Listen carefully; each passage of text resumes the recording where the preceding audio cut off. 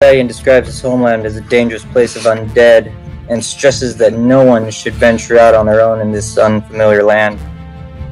Lovecraft also reveals an unusual bruise on his chest that could not be identified by Valeria. As the group first passes through Springbrow, an example of what would have happened if the ritual had not been stopped in Brayburn. Finally, they reach the city of Caris, the gateway to the east, their last stop before the Barrowlands beyond. Arriving late in the day, the party camps outside while Lovecraft enters the city alone. They meet up in the morning and go their separate ways, exploring the city in small groups. Valeria needed to borrow some money to buy new tools, and the first to offer was Droman.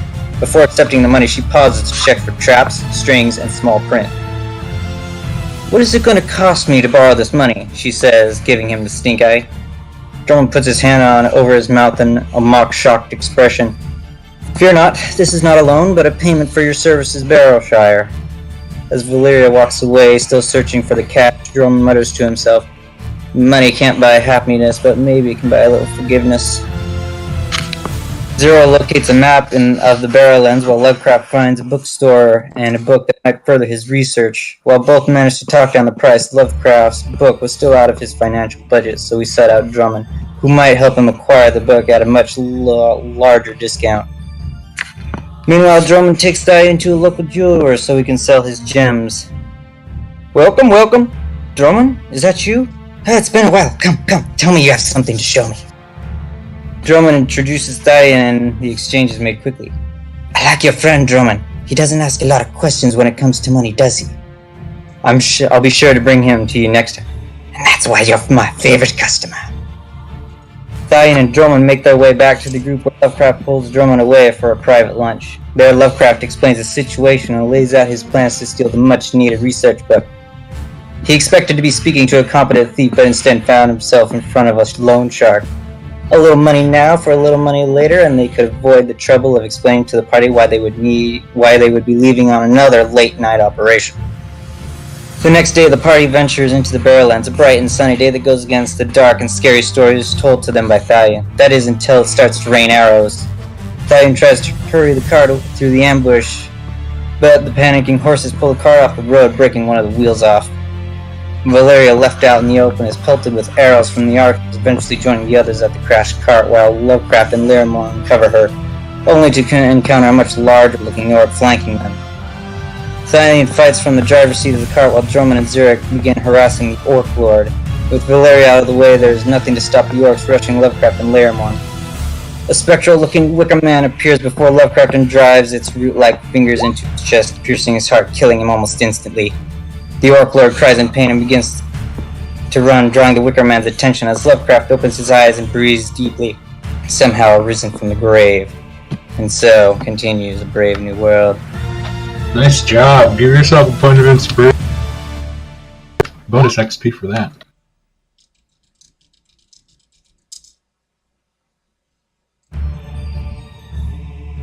Anybody see me rise from the grave? I can't remember. Nope. I remember Leomorn pieced out as soon as you died. Some of us didn't even see you fall. Well, my guy's thinking is he's seen you fall. He's got to let the others know that you're down. So, only way to do is he has to get ground and find him. Yep. So you guys heard Leomorn and sort of yell out, "Oh, they killed Lovecraft," and that's really where we're picking up. We just got to make sure we're going to get Ken on here.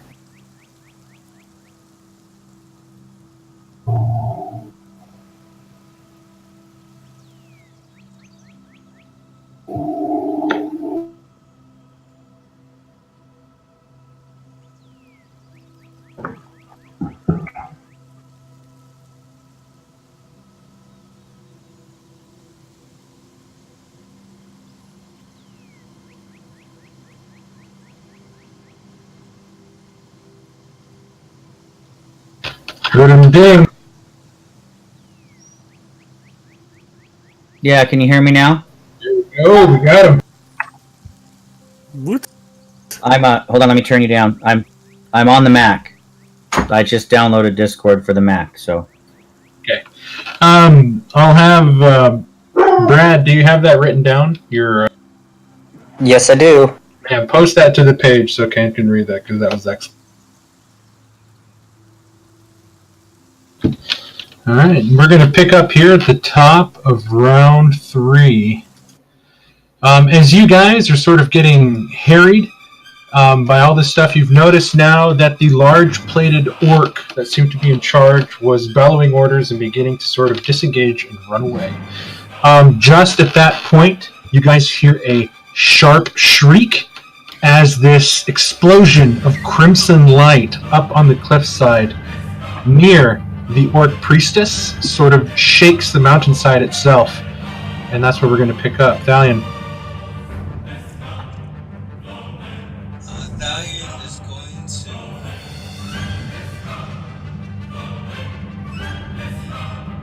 Leomar, you did say that Lovecraft fell. Yeah, as soon as I am able to materialize from the Misty Step, I literally say, "The professor's dead. The professor is dead."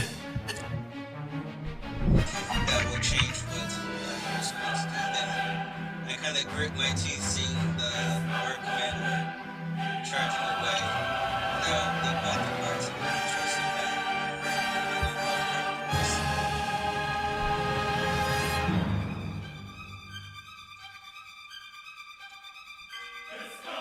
And I will stab at 4. So you rush up, and you're getting ready to stab, and you look just as Lovecraft is beginning to sit up. Give me a perception check, since this is in the mist.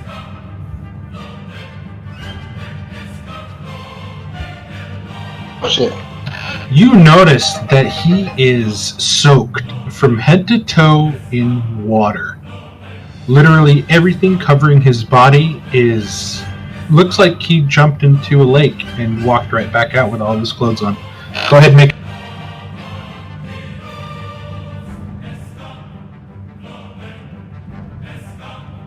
14 hits.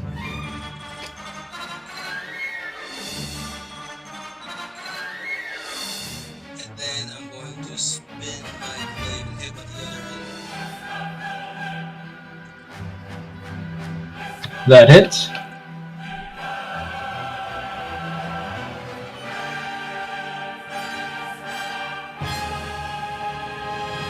That orc falls to the ground as you crack against his temple, and you watch sort of it cave in on itself, and he just goes slack and falls forward to the ground. You're looking at the eyes into Red 5 right now, and they are wide, and he is staring down at Lovecraft, not even looking at his seemingly terrified about what he's watching and seeing. Drummond. Oh, sorry. You're fine, I was just gonna say I stand my ground. Okay, Drummond. I think I'm going to take another flyby at this orc guy over here, number 1. Okay. So we're going to fly, attack, disengage, come back to my spot.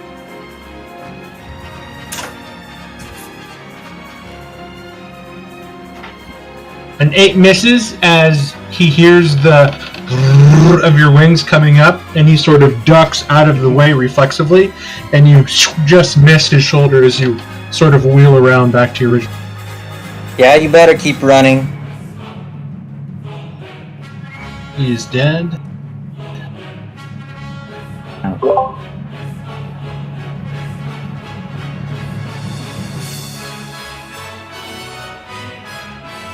This one's going to try to take a pot shot at Laymore. Oh no. 16, Laymore. Oh yeah, that's definitely a hit. Okay, you take 3 points of piercing damage, and then he is going to 5, 10, 15, 20, 25, 30. Begin to run away. This orc, or this goblin, is going to do the same thing. A 10, Laymore. AC's 10. Oh shit, okay. Do you have shield or anything, or? I have none of that. I traded shield for mage armor. Okay. You take 5 points of piercing, and he's gonna retreat. 10, 15, 20. He got bastard! You hit me and you run, you little... Garshadow. I like look over my shoulder like, Garshadow, get the heavy armor done. Garshadow said trying to pound something that was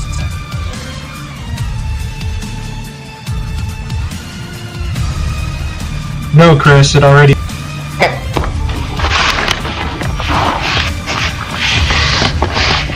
14 misses.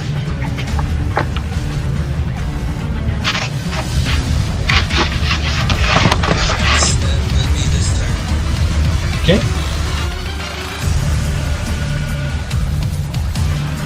That orc is dead. This goblin is going to take a pot shot at Leomorn. Well, actually, no. It actually alien in his sights.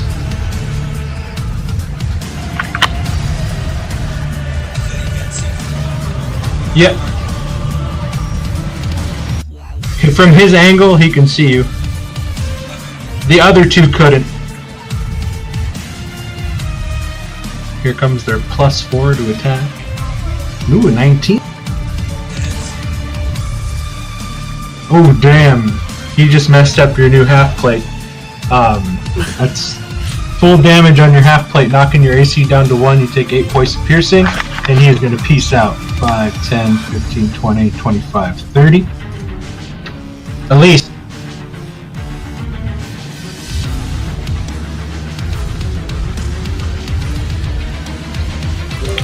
All right. I'm going to. I know there are some behind me, but I'm going to attack the dude by Garshadow with my bow.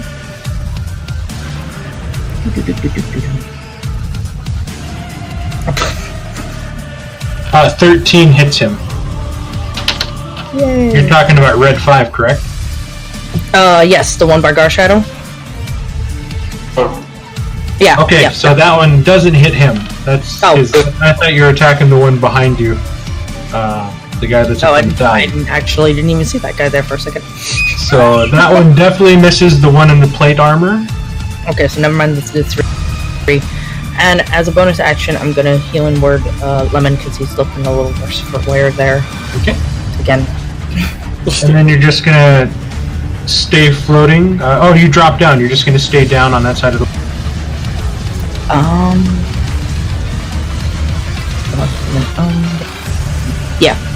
Yeah, I'm gonna stay right here by Stallion.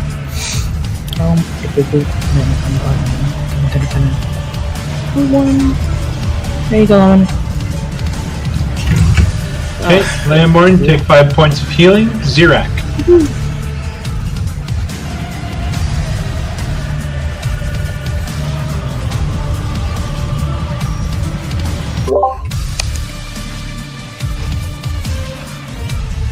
Is it my? Yes, sir. Yes. Okay. So I just watched Elise shoot and heal, do damage, and give life in the same turn. We have a Mercy in the team, yes. Yeah, pretty much. Should have been Mercy.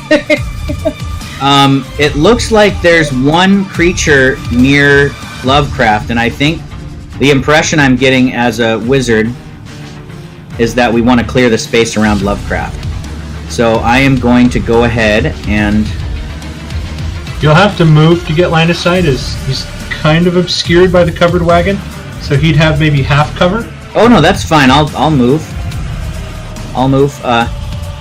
He can move 10 feet that way. Yeah, now you have. Will that full work? sight. Yep. Yeah. So I'll just go ahead and get clear line of sight. Now I see the situation. Lovecraft's probably his arm is jutting out behind the back of the wagon. I'm like, oh no, the old man is down. After hearing Leomorn call out, so I will go ahead and pull out from my satchel a small diamond, palming it in my hand, and I will say some words of magic as I cast Chromatic Orb. It'll turn into a ice as it releases from my hand.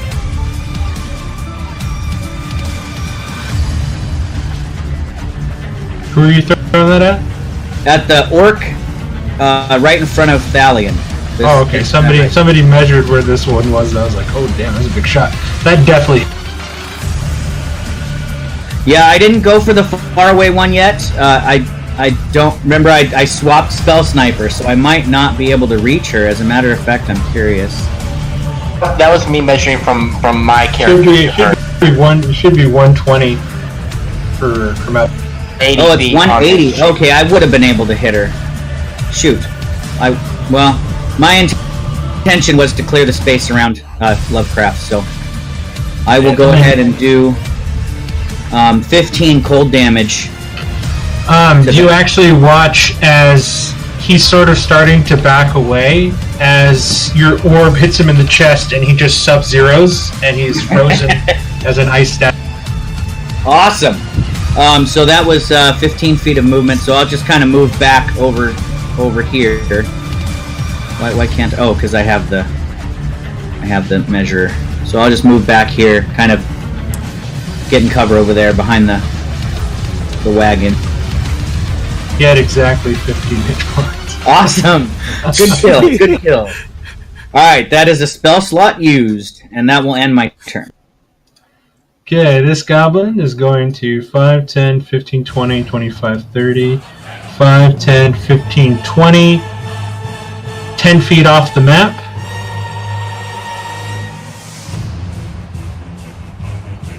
Five, 10, 15, 20, 25, 30, 5, 10, 15, 15 feet off the map. 5, 10, 15, 20, 25, 30, 5, 10, 15, 20, 25, 30. He's at the edge of the map. It seems they've got more than they bargained for. She is straight up shook.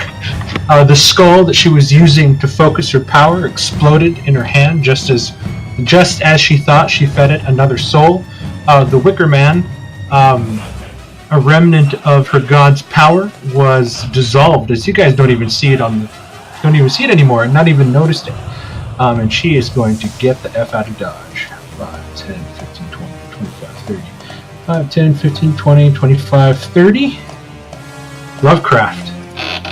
You sit up, taking deep breaths. Your entire body is sore. Your muscles feel like they've been torn and remade. Your bones, at the slightest movement, sort of tinge in pain as if they've been broken and shattered multiple times and put back together. You hurt a lot. Your lungs burn. And you're soaking wet.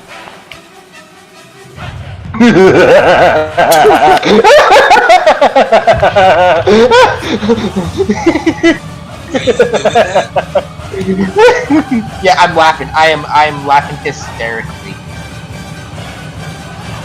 And I stand up. I go up to you, Thalion, and I put my hands on your cheeks like, I saw it. I saw it.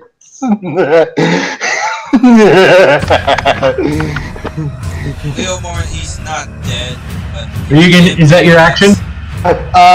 And then I see, and I ask, where's the bitch?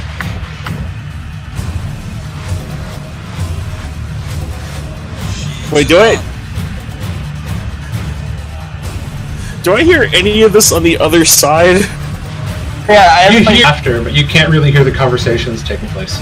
I gotta move. I'm gonna go. Oh, I can. So I did stand up, so I can't chase after her. But I see this guy. She is completely out of your vision, as this is like 20 feet. This is like a 20-foot tall cliffside. Okay. She is beyond that. So I look over and I see this plated orc. You will do. And then I look at him. Some words. At this, at second level.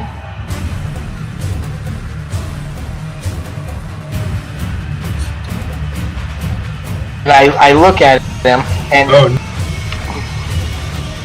I love this spell.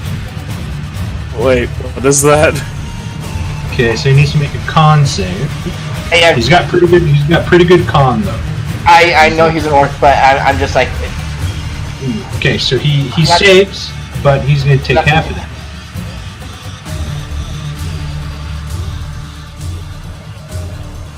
nothing happens. It doesn't even say half on a half. The spell Gotta is save. during each of your turns. You can use an action to maintain. Oh, this is like okay. Dang, I thought you were going to get him. Okay. I thought that Just to shake off the as you try to curdle his blood and turn it into acid. Oh, man. But that will be my turn, and I'm still laughing. This guy's sufficiently creeped out. Leomorn!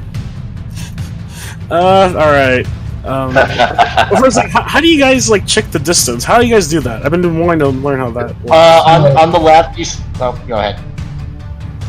On the left-hand side of your toolbar, you should see something that looks like a circle with a tape measure. If you click on that, you can move around and tell you the distance. Alright. That's cool. I've been wanting to learn that. Like, yeah. Alright, so he's about... Oh, dear.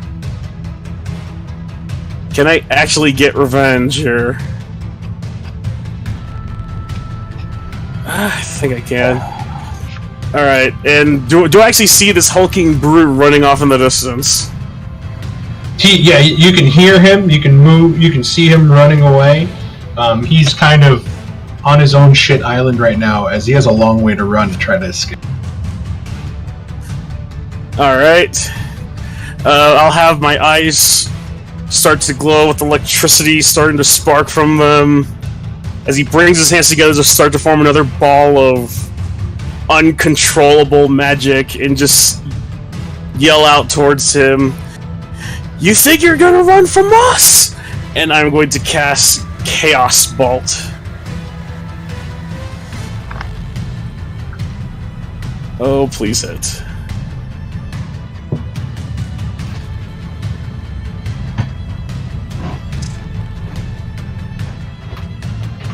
He hit. Yeah, 20 definitely hits. Alright, let's see what it'll turn into.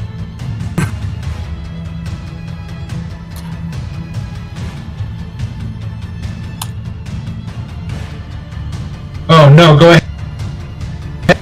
Oh, sorry. Right.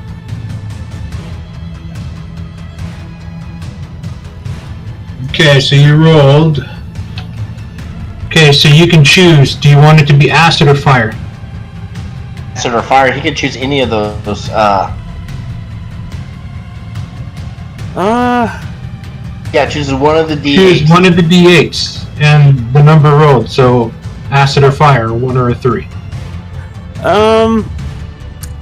You know what? Just because I've been shot, I just saw one of my compatriots die. I'm gonna turn that orb into acid as I just shoot it out of my hand like out of Street Fighter past everybody. Okay, and he's howling in pain. Sure, you can. Are you gonna stay where you're at?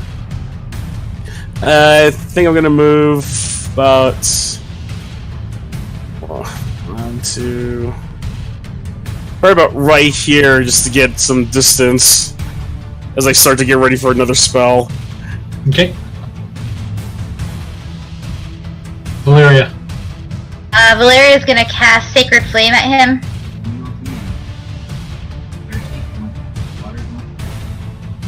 If he can. I'm assuming.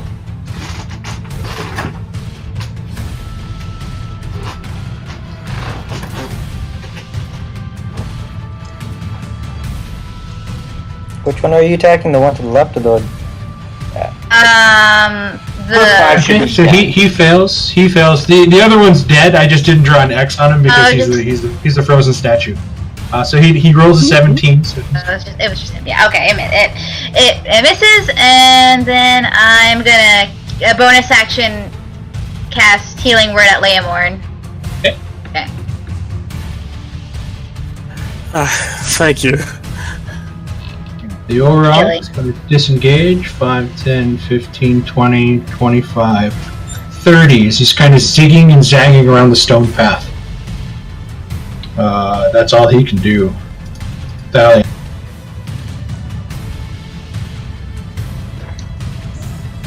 See if I can catch him.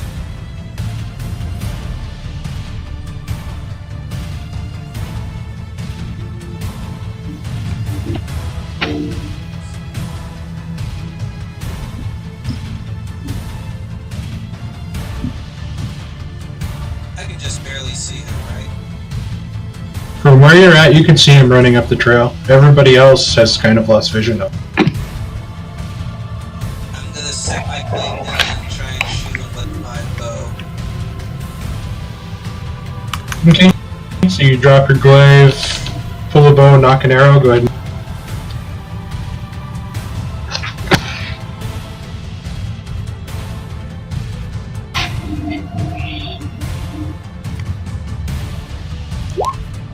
22 hit.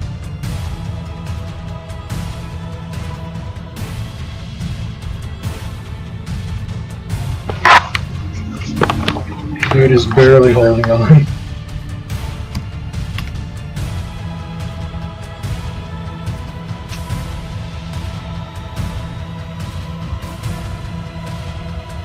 Dalian dropped his halberd. He did. Is that the end of your turn? Yeah, I don't have a second attack with the bow.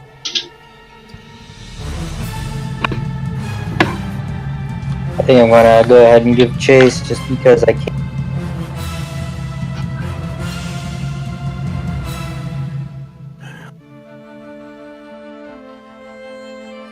.45 to there. These wings have 60 feet of movement, I believe. Yep, 60 feet. Make our attack and disengage.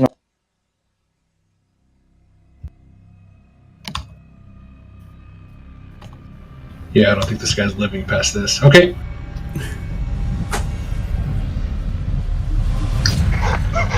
Oh man. And he falls down dead. Oh really? I was like, Dalian almost finished him off completely. He had 2 hit points left after that. So it's probably let me shove the sword in.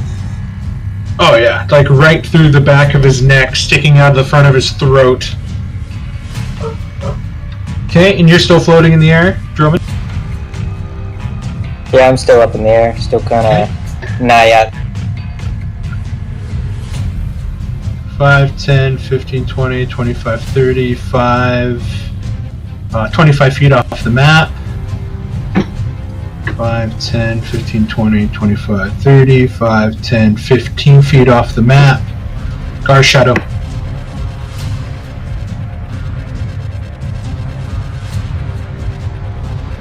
show opportunity to see that he's dead and just stop back. Okay. This goblin, 5, 10, 15, 45 feet off the map. Release.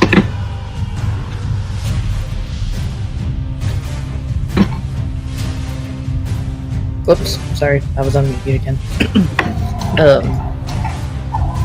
Alright, well, that guy's pretty much frozen. Everybody ran away.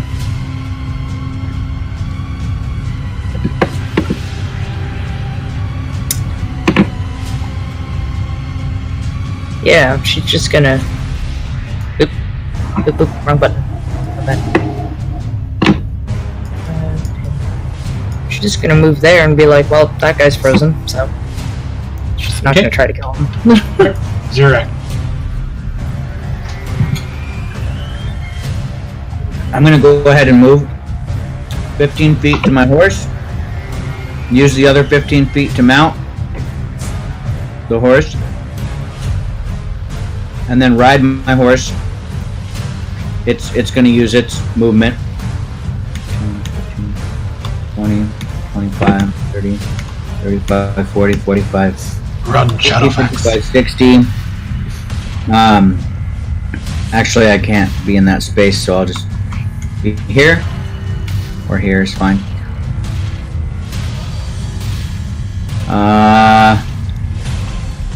I don't think I can reach her, but I really want to. Right now you have really tough line of sight on her because you have this 20-foot cliff that goes straight up. So you're sort of having to get that last bit of angle at her as she's starting to make this ascent on this smaller, like, goat path that curls around the mountain. Oh! I would have to be 5 feet closer, which I could be if I can be in the spot below me. Can I squeeze into that spot there? Yes. Cool. I'm gonna just do a Hail Mary. It probably will miss. Go ahead and whatever cover you deem is fair. I agree with you. It is the longest possible range. She's at the. I'll give her just half cover. Okay. So I'm gonna try to just launch a firebolt at her. Come on, crit. 25. Goddamn, yeah, that definitely hit there. So at the edge of my reach, that is the longest I can fire that thing. With half cover, her AC was only going to be 15. Oh, okay, good. Well, I hit her. So I'll do a little bit of fire damage to her. 6 fire. As she's trying to get... And this is from the back of my horse. I just kind of... I was hoping the elevation of my horse would give me a little better shot, and it paid off, so... You even rear up as Ophelia rears up on her back, sort of like arching you up a little bit to give you that extra bit of range. Nice. And you are greeted with a pain scream that's echoing through the mountain pass. And I kind of look down to my allies and say, well, she'll feel that in the morning. Good turn. I'm done. Okay, over 60 feet away, over 60 feet away, over 60 feet away, 45 feet off the map. Lovecraft. I bend down and start facing the bodies, especially their heads, west. Okay. Okay. So you're going to use your action to turn that. Are you guys going to give chase to the remaining... I don't think so. I'm not giving chase. Stallion specifically told us not to go running off. Okay. We're going to... Yeah, and I would advise against it. I would say that their racial memory is sufficiently scarred that they will probably not be attacking wanderers on this road for a while. Or at least they'll be wary of anyone who's got a lion with their group. Or a wizard.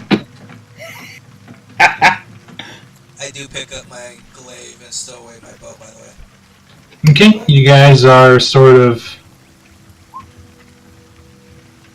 settling back to normalcy, kind of looking at the ruin of what is the front wheel of the cart, sort of calming down the horses, trying to take stock, staring at the orcicle next to the orc bodies on the ground, that the professor is studiously making face west.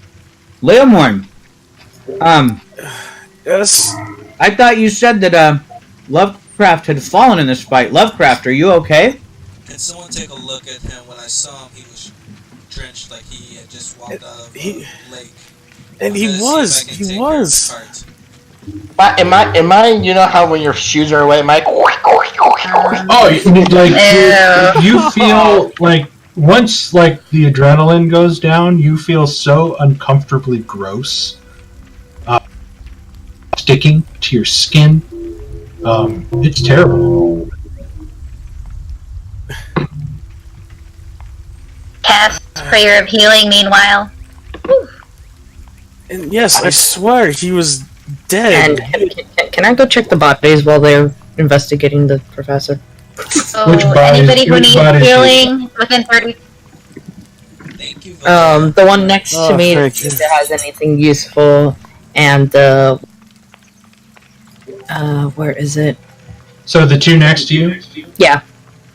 Okay. Go ahead, check and see if they give have me, anything. Give me an investigation check. Okay. That brought me back to full. Thank you. While Lisa's doing that, I'm gonna see if there's anything in the cart that can help me repair the broken wheel. Okay, Elise, go ahead. I find nothing. Go ahead and roll me one. Roll 1d. Sorry, you cut out. It was 1d4? 1d12. 1d12, okay. After I face I do want to go up to the armored guy and check and make him face west. Okay, go ahead and move your token up there. Okay. And while I'm searching him, and while I'm making him face west, I will search his body as well. You notice that the one that you found, like they're not carrying a bunch. As it goes towards like coinage, they're wearing really tattered hide armor. But you notice that one of them on his back has a very nicely made bone javelin. It is pure white. It has good balance and weight to it. And More bone weapons. Yeah, and it's actually a really beautiful piece compared to even like the shitty great axe that's sort of dinged up that he's wearing. Professor, as you move up there, give me a dexterity saving throw, Alright. please.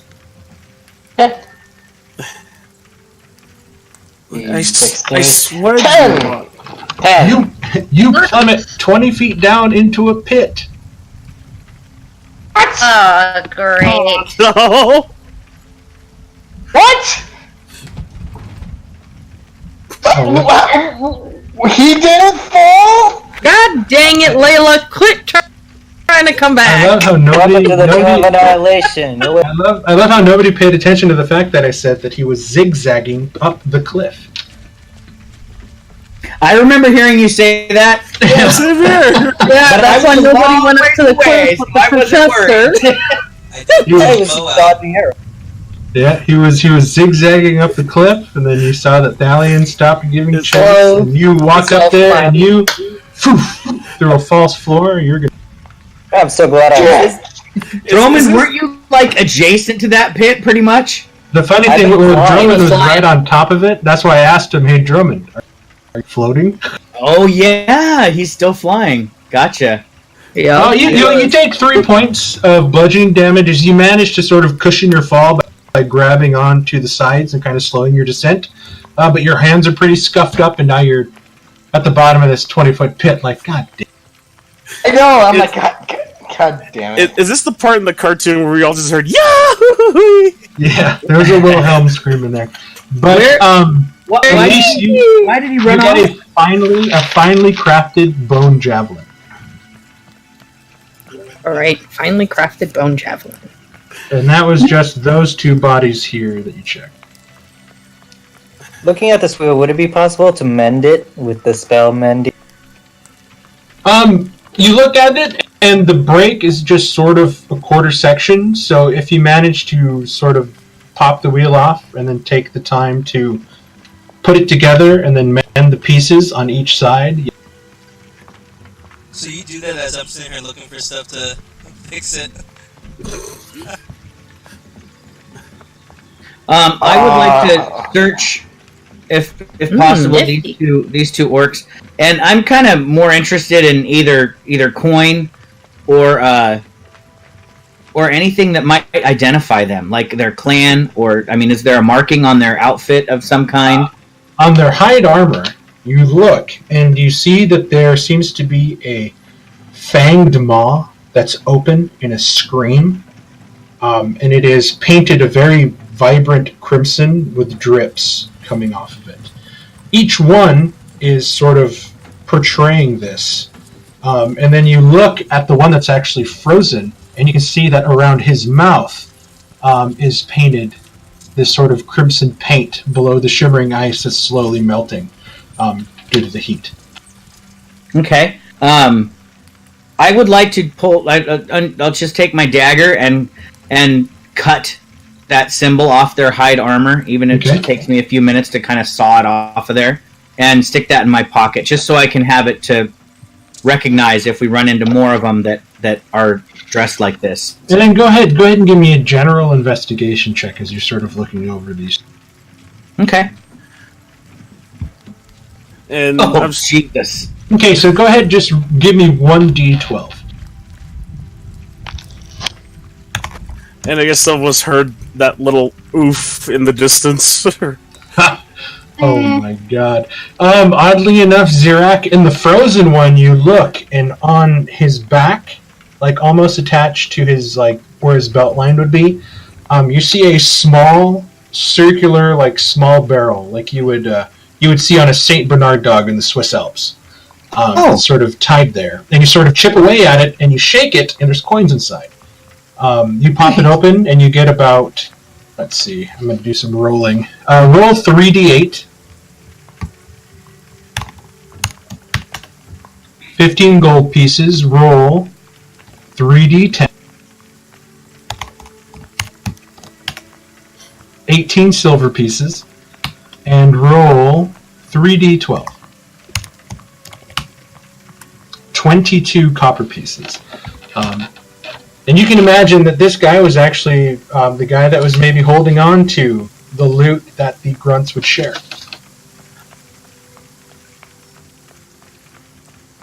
Awesome. Joman, noticing that you mended the wheel while I was looking for items, I asked if you could mend the arrow hole in my armor. I'm gonna go check on Lovecraft first. Alright, just put it in the pile and I'll get to it. I want to fix the wheel first. As he's going away, can I actually see how bad the damage is on the armor? You look at the armor and you see that there's a pretty big crack forming at the edge of the half plate where it caught him in the shoulder, and the leather harness and restraint that's there to sort of clip on around his shoulder and around his chest is very badly cut and frayed. That one short bow arrow did a lot of damage to that newly bought half plate. Well, I have been meaning to practice this. Haven't never tried it before. I'll like rub my hands together, create like a little spark, and apply it onto the damage, and I'll try to cast mending myself. Okay, you put your hands on there, and after about a minute or so, you feel like the plate itself, where you have your hand, is going red hot, and you pull it away. And as you pull it away, the orange ember slowly cools to a darker red, and then back again, and his armor is completely repaired. Oh, wow. Stallion, I am. you walk up, and you don't see the professor. However, you see a very large pit with what seems to be smoke coming out of it. I kind Get of use that my plume. glaive and kind of the blunt end. I'm tapping along the ground as I approach, just to make sure there's not any more pitfalls. Okay, so you're tapping the back, the bottom end of the glaive, and you're moving, and you get right up to the pit with no issues. You look down, and you see covered in dust and mud that seem to be caked onto his wet clothes and skin. Even more uncomfortable is Professor Lovecraft at the bottom of this. I found a hole. You're lucky I have rope again, and I'm going to toss rope down to you and try and pull you up. Give me a general athletics check, Stallion.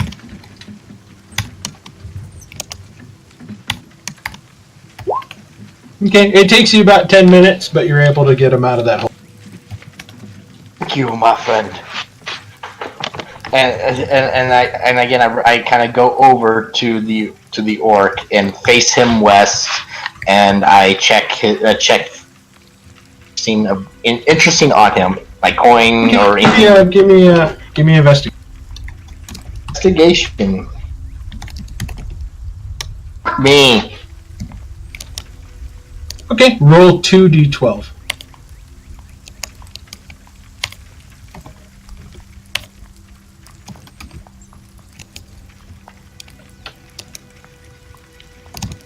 You find an exquisite pair of white leather gloves that he has sort of tucked into a small compartment you didn't see. You find also a small leather bag, and as you open it, the sunlight catches it, and you see that there's glitters. It's like glittering, and then you sort of move the bag around, and it sounds like glass on glass inside. I will kind of reach in and pull out one of the glass pieces to give it to look at it. It is a very small, well-cut gem, and you look inside and you're estimating that you have probably about 15 of these little well-cut gems inside this. Ooh. For the sake of brevity, you have small, lustrous gems worth 150 gold inside here. So this little 15 gems is 150 gold's worth. Okay, okay. So white gloves. Give me a nature check. That's from Lovecraft. Okay. From Lovecraft as he's looking over these white gloves. While he's doing that, I'm going to take the plate off of this orc. It might be useful to us if we salvage it or something. Okay, it's going to take you a while. Dead weight's a lot harder to move.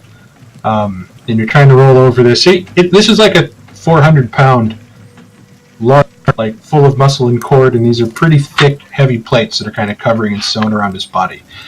Lovecraft Figure 16, what you immediately notice is this is definitely not gloves that this orc would wear, as these are made for almost dainty hands. You look onto the fingertips, and you could swear you see fingernails, and there's seams. These gloves seem to be made of some kind of flesh.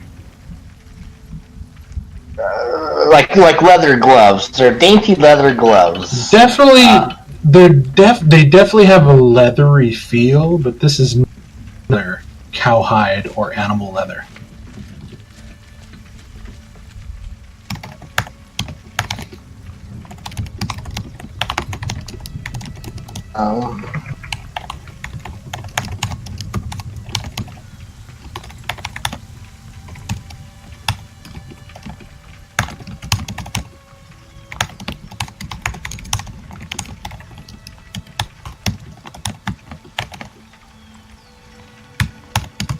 Okay. And you said a small pouch of luster cut gems. A small bag of lustrous gems worth 150 gold. Thalion, I'm going to say that you managed to salvage. You managed to salvage 20 pounds of just random.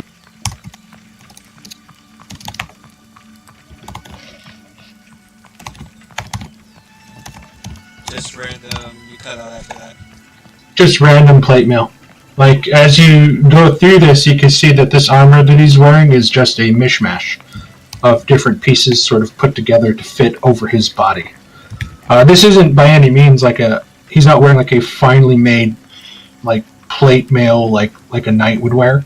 Like, this is just like a bunch of scavenged pieces that this guy took for himself and made his armor because he proved himself to be the badass of these guys. That's fine. My plan is to have it probably smelted down and reforged into something for someone else later. Okay. After facing him west, to make sure he stays facing west, especially his head, I will make, and I say, let's head back to the group, Thalion. We have some treasure to put amongst the party. Sounds like a plan. I'm gonna have Garshadow assist me with carrying this plate. What are you doing? Don't move the body. He must face west. I already pulled the plates off. Did I? Wait, why does he have to face west? He must. All of the skulls must face. Speaking of skulls, did anybody see what happened to that red skull that the bitch was carrying? Not used to you talking about even evil females like that, but I think it exploded. Just to be clear, if you remember my explanation when we get to the Barrowlands, we can't really worry about things facing west because they need to be buried facing downward. I mean, we can go the extra mile of making sure they're facing west while being down. Fine, as long as the skulls face west. So why? Well, tell me while we're walking to the cart. Why do they have to face west? Because that is what needs to be done.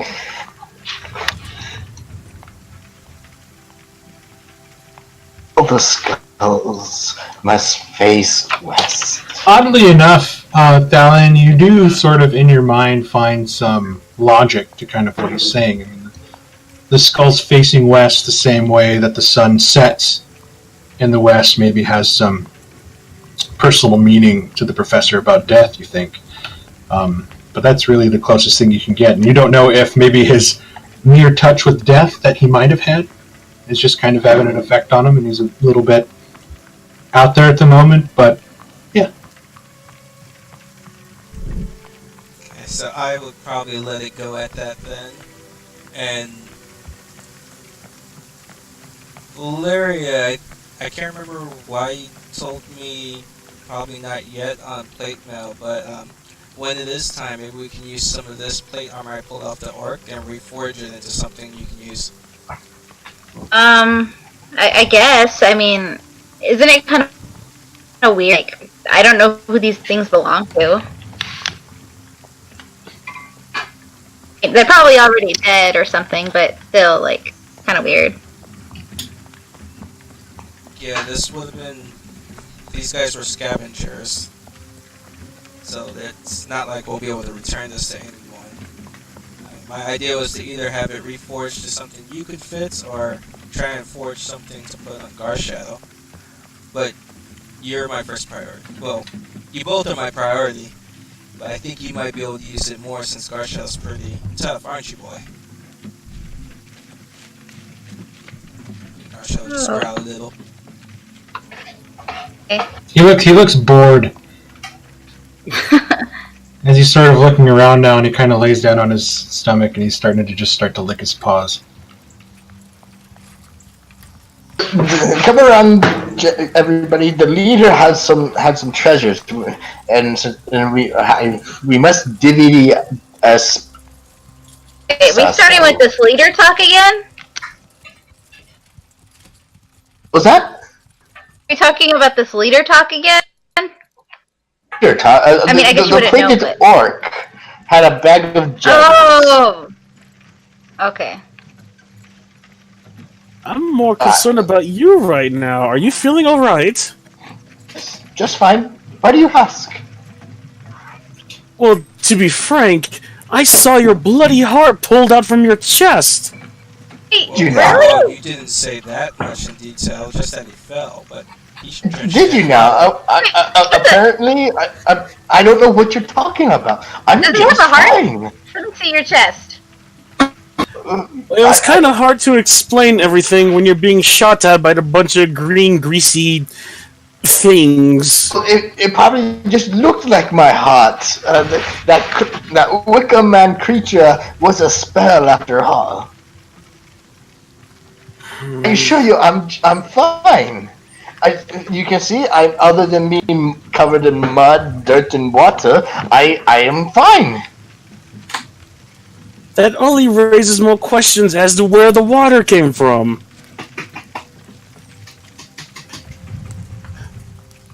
Perhaps it rained. I don't know. Maybe a barrel of our water broke during the battle and splashed me.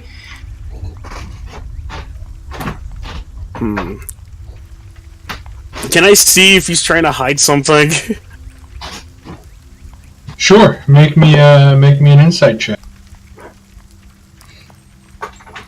My dear, if you were my heart, I put her hand and place it over where my heart is. I don't take anything off. I'm like, you see, it's beating. I knew you were gonna catch me. Just give me a deception check, Chris.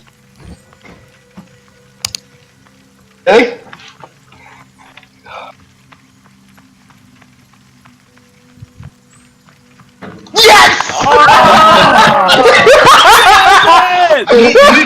Yes! He is just really really, I hear a heartbeat. really acting weird.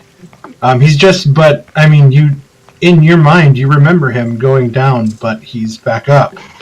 Maybe it just knocked his senses out a little bit. And I mean, you're familiar with short-term madness and kind of stuff like that, so you're maybe some time, maybe some sleep and rest will do him some good. I'll probably look over at Thaya and kind of hint that I know what I saw, and look back at the professor. Just all right. At least you're back on your feet. I was worried that I've seen another companion drop, but just don't do that again. You nearly gave me a heart attack. Does Valeria feel a heartbeat when I place her hand on my chest? What's that? Valeria's asking if she feels a heartbeat. You feel a heartbeat. It's beating pretty fast. Okay. She steps away. You sure that any tricks were they were playing tricks on your mind or something? Maybe the priestess did something to you? I know what I saw, and trust me, I was not the target. But here are some gems, and I give right now. When Zarek gets back, he'll get his share. There's 2 gems to each person, but there's 4 left over. So I don't know who wants a third. Four people will get a third gem. How about you guys just divide 150 by 7 and call it good? 150 divided by 7. It's 21.42. Okay, we'll just say that everybody gets 21 gold. Okay. Just add that to your gold.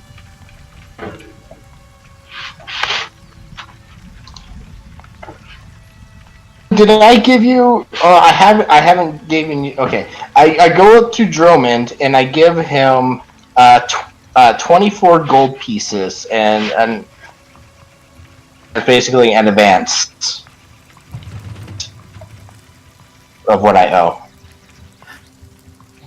Okay, So you're you paying guys for begin it? to gather up your stuff. You get the horses ready for 24 travel. now, 26 to go. Is it 20? I thought you said I picked 45.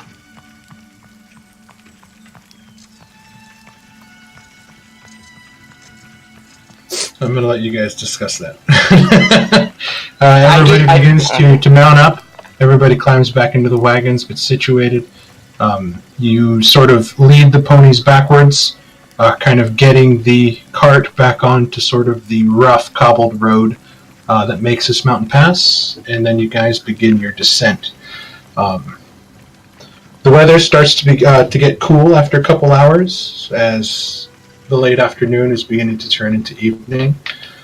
You notice that it gets darker and darker the further east you move from the top, which is almost the opposite effect of what you can remember summer being.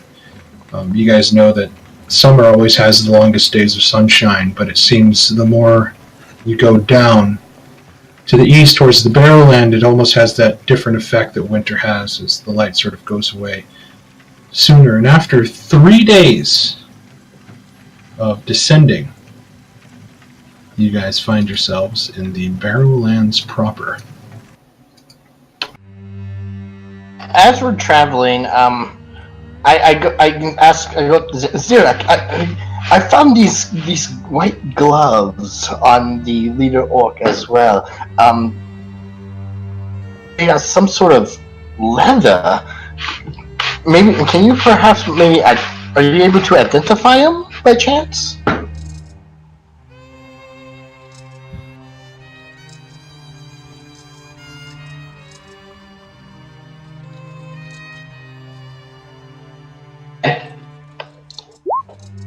He's muted.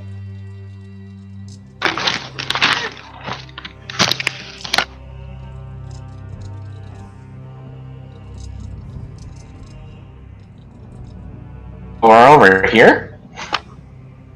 Hi. Oh, sorry. I just said a whole bunch of roleplay while I was muted. That's awesome. I love it when you do that. Let me see if I can repeat what I just said in response to Lovecraft.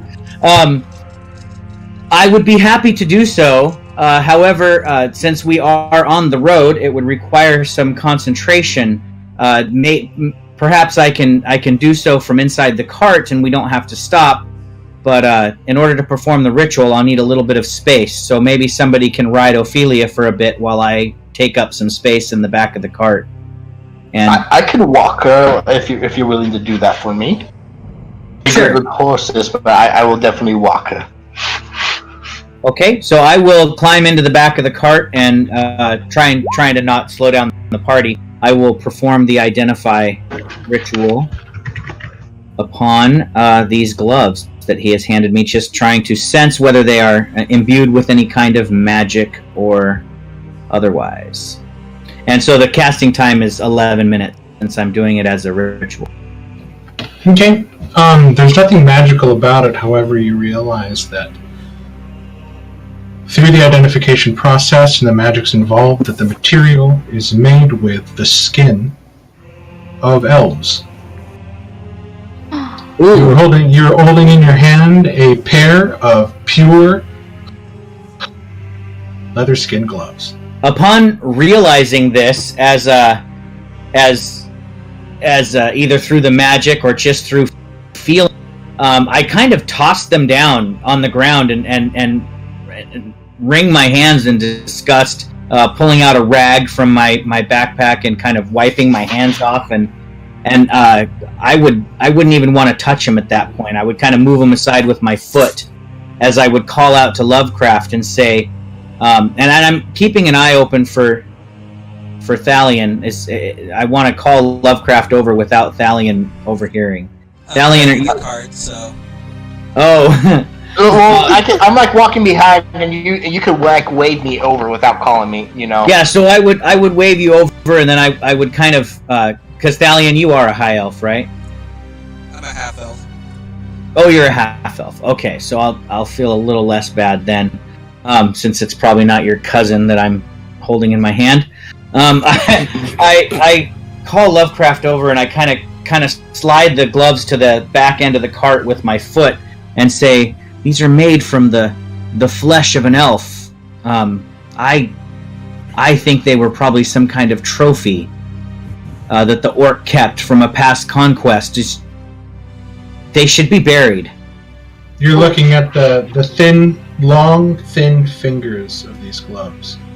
And again, you realize again as you sort of stare, and my God, those are fingernails at the very end. I apologize. I swear I didn't know. Yes, I told you we must give them at least some sort of burial. Maybe that would help if the elf is no longer with us, some sort of peace. I will pick them up respectfully, and I'll tuck them away, and then when next time we stop, I will kind of bury them and give it a little, like a marker, like a Dobby with stones and everything like that. Xerac, what really disconcerted you the most was just how finely crafted and made these are. Those were definitely not made by the hands of an orc or a goblin. Yeah, so they must have had them. If those were made of calf skin, like they would fetch quite a price. Okay.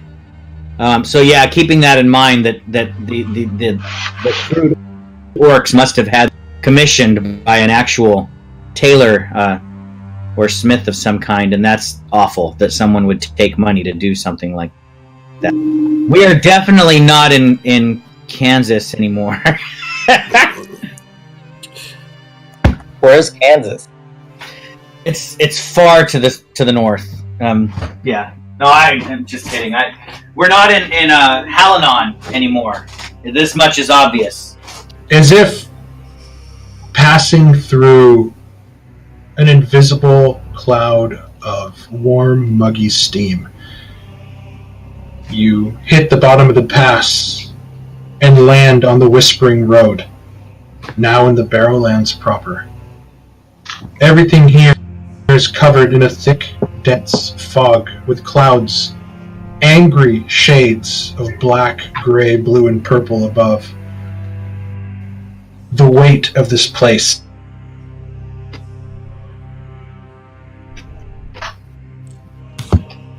Well, buddy, looks like we're back. I say the guard's shadow as we Oppressive. enter. Thalion, you didn't realize how happy you were to be away until you down here. We lost Mark. Oh, there he is. I was still talking to you, and then you were like, uh-oh.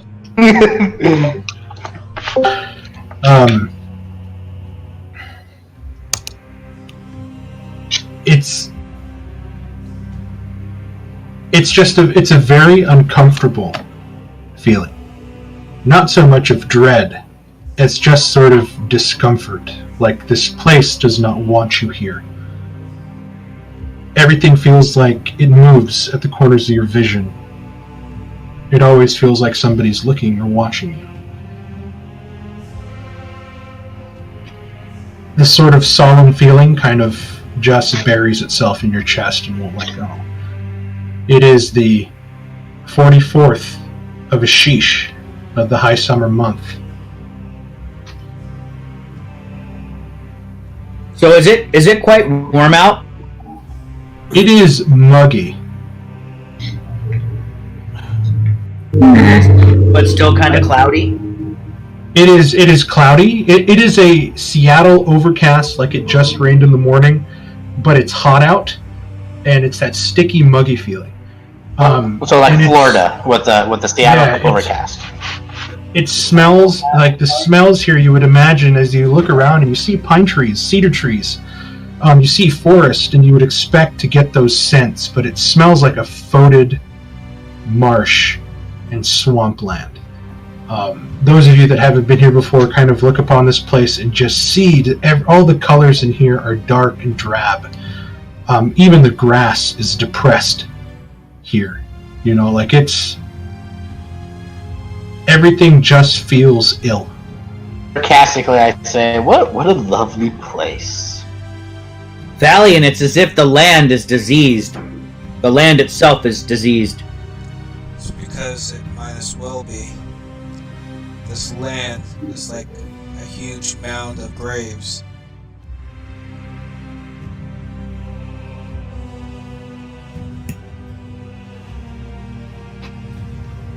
I'm gonna continue the cart since I know to turn left at 1.2 Valkensburg.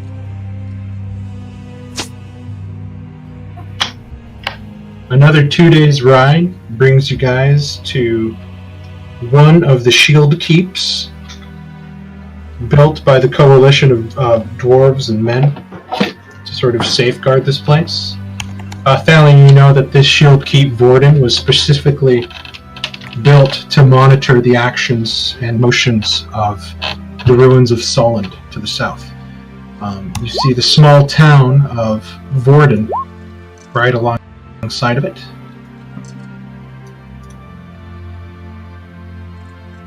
It's a well-maintained sort of settlement. It's not exactly huge, but there is a sizable stone wall around this place and a gate. Inside is a hive of activity as sentries and guards are posted along the outside, more so watching and keeping an eye on the farmers that are working the fields along the outside.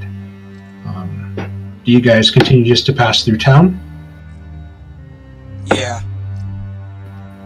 Okay. Another day's ride brings you here. Do you guys push on through the night, or do you guys want to camp out? Oh. I feel like we'd be camping at night. Is this a forest next to us, though? Just next to you. And then over here is kind of like a mock representation of the farmlands that you saw as The one thing you noticed is everything south of the road when you were coming in was overgrown and untaken care of, but everything north of the road seems well manicured with farms, fields, orchards.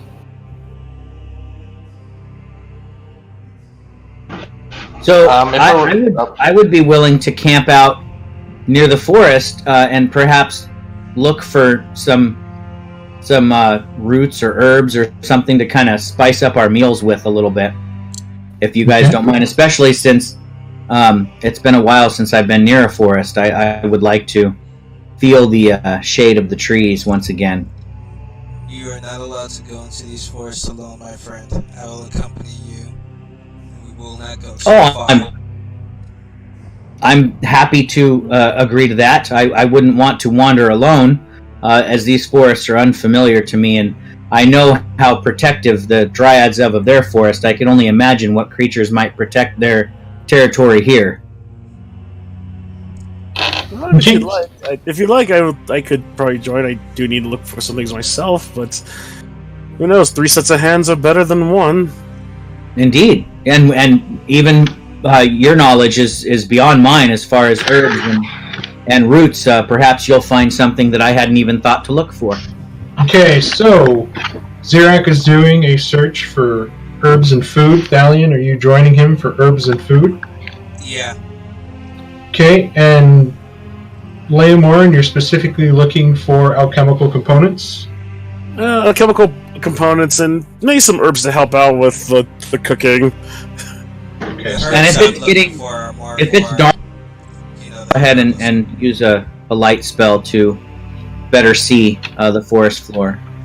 Okay, so Thalion and Leomorin, since you're trying to look for 2 things, your DC is going to go up. So go ahead, all of you guys, each give me a survival check. Jesus. Tied, Thalion, tied. Are you serious right now? Okay. Leomorin's just a little bit better. It's not too bad, as Leomorin, you sort of go through again, and you're just not having any real luck in this place that you've never been to. You're trying to equate that this foliage is going to be the same as the forests on the northern and southern sides of Lake Abia. But you're seeing some things that you're not quite familiar with, strange white flowers. You're just not quite sure what these plants are. But you go ahead and give yourself 5 gold points worth of alchemical components. Thalion, you're looking for specific herbs and flowers that you remember, but you cannot seem to find any in here. But you do manage to find some mushrooms growing on the boughs of trees. So go ahead and give yourself 5 gold points worth. Zirak, you find some herbs and roots, and as you sort of taste them, they're very bitter. And you kind of just spit it out and throw it down, knowing that that's probably not going to do anything. But you manage to find some fern fronds and some ramps growing on the ground that you manage to sort of scrounge up for dinner. So you have a good vegetable component and a very garlicky seasoning with the ramps. Okay. At least I can add one more recipe to my little recipe book. Yeah, so my thing is, with these rolls, what I'm going to try to do is I'm always going to use your passive, but I'm going to make you guys roll to see if you can exceed and find something better. Does that make sense? Yes, and that's excellent, Mark. Good. However, if you roll a 5 or lower, it's just going to be an automatic fail. Maybe you found a delicious mushroom that's actually poisonous. No. But yeah, I mean, you guys managed to find some things, though it's not as good as it could have. Well, I busted. How about you two? Well, I might be able to provide a slightly different flavor for the fish tonight. But it was worth a try. The more we search these woods, the more familiar we'll become. Practice makes perfect. Okay, so you guys make it back to camp and sort of make sure that your fire is burning hot and bright. You you guys assign yourselves posts for watch? If so, I need to know who's taking watch. I would take first watch. The second. Oh, really? Okay, hold on. My Mac's almost out of power, but I'll try to get this out while I go grab my cord. As the party wizard, my mind requires a full night's rest in order to be at its peak performance every day. So I would appreciate if the rest of you stand watch and protect me, but I will use my magic alarm spell that I can use as a ritual to provide an early warning system of sorts. And that's how I will stand watch. Now, good night to you all. I'll see you in the morning. I think I'll help with the second watch.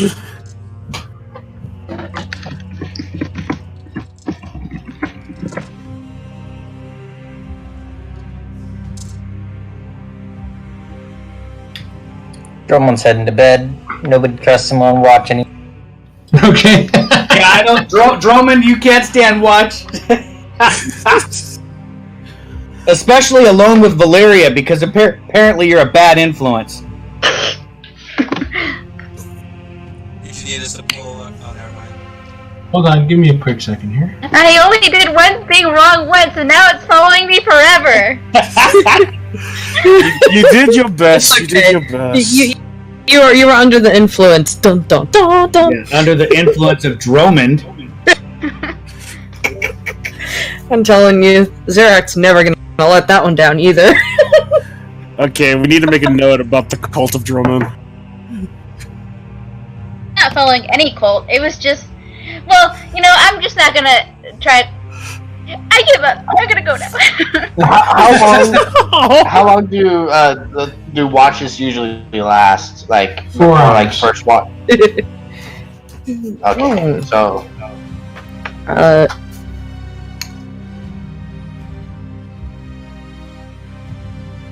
Do you want us to put where we are on here or anything like that?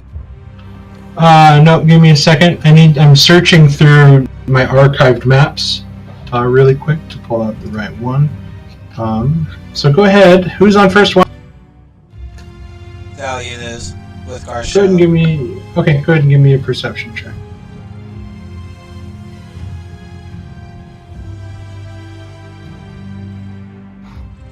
Okay. Go ahead and give me one for Gar Shadow if he's sniffing or hearing. Okay, now a bunch of tokens are up here. Okay, first watch. You do hear some noises kind of out along the tree branches and the brush. But they give off to the telltale signs of like wings, things like that, animals of the night. Your watch comes to a close. You go ahead and wake up. Who's next? Who's next? I think Valeria said she would do second. Yeah. Okay. That's it. Early morning. Oh well. I mean, I said it first, but nobody reads the chat, so. well, I read the chat. I did too. Valeria. Oh, you were making that salve during your watch? Wait, what? You were making that salve during your long rest watch? I would have did it before we actually settled down.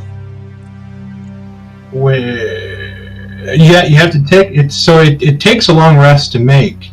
Oh, okay, So never mind then. you can't take watch and make that because that takes up all of your 4 hours of light activity. Okay, never mind then.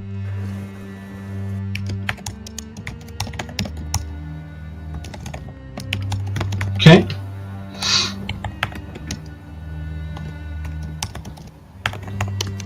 Again, Valeria, you sort of hear sounds off in the trees. You sort of scan with what light you have towards the fields and then automatically go back towards the trees again, but nothing really comes of it. You guys wake up in the morning. Douse the fire, get everything ready, pack up the horses. Another day brings you up here. You guys can push forward into Valkenburg. It'll take another 8 hours, and you'll get there in the early sort of morning time. I would push forward just because of how anxious I am. Okay, perfect. Mark, I don't know if you Yes. saw my message, but I'm also kind of probing occasionally for any Sons of Moonlight's approach. It's been a week now, 7 days, by your count, Yep. since I left him to go find Roger. No, Right. it's been longer than a week. Oh, Okay. So if you look at your calendar, you guys left Westbrook, I believe, on the 31st of Ashish. And now it is I need to update it. It's the 46th. It's almost the end of the summer month. Oh. so it's been 2 weeks. Yeah, it's taken quite some time to get from the southern edge of Halanon over the bridge into the city and then up over the pass. It's no small feat to be able to do that with a wagon. It takes quite some time. So I haven't heard from Moonlight at all. Not yet. Oh. Every time I send this owl away, it never comes back. So it is the early morning hours, probably about 2:30 in the morning, Thalion. Valyria and Zirak, you guys are saddle weary at this point. And you get to the edge, and the gates are closed. You do see that there are people sort of running the guard outside. Up along the walls of the town that is Valkenburg, you remember the grim sort of feel to this from the last time you were here. Thalion, this is almost a second home to you. And you see as you guys pull forward, somebody shines a lantern down, and then you hear them yell out and call, "Gates don't open till dawn. Make a camp outside. Check in the morning." Isn't it the morning though? It's probably close to morning. I did kind of push us. I'll kind of wait, kind of knowing this, and we'll kind of set up a small camp right outside. Well, I would call up and say, surely you can open the gates for some weary travelers. We've pushed on through the night, and dawn is but just a few minutes on the horizon. Surely you can make an exception for weary travelers, and I'll jingle my coin purse. Them's the rules. And I jingle my coin purse even louder and say, "Are you sure an exception cannot be made, young lad?" I then kind of put my hand on your shoulder, Zarek. I'm like, there's a reason for the rules, and we don't want to attract too much sound in these lands. Next to the gate, you guys see a notice board, and as you guys kind of look around the sort of fields along the outside, you do see that there are other campfires that have been set up and other wagons that look like they got here just after the gate was closed and have sort of set up camp for the night. I look at the guard and I say, "Well, you're lost, young friend. You must make very good money as a guard of the gate." I would like. That I do. I would like to investigate the notice board.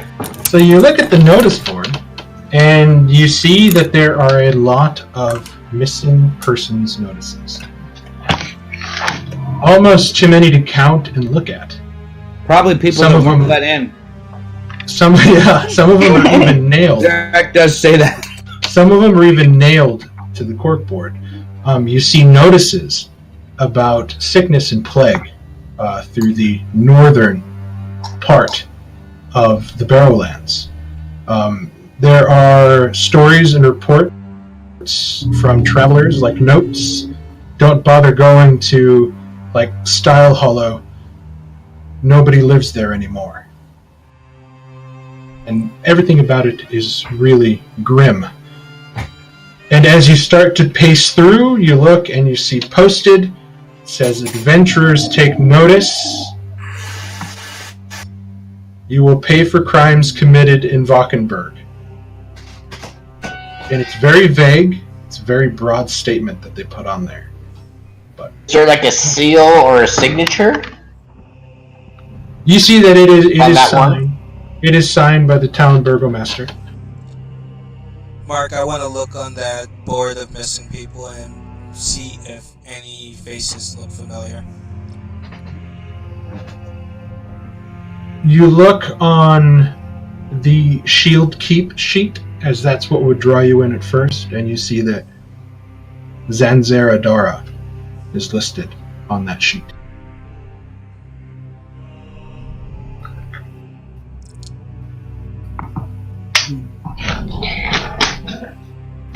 If I go look at the notice board as well, can I see like how far back any of these go? What's the oldest I could see?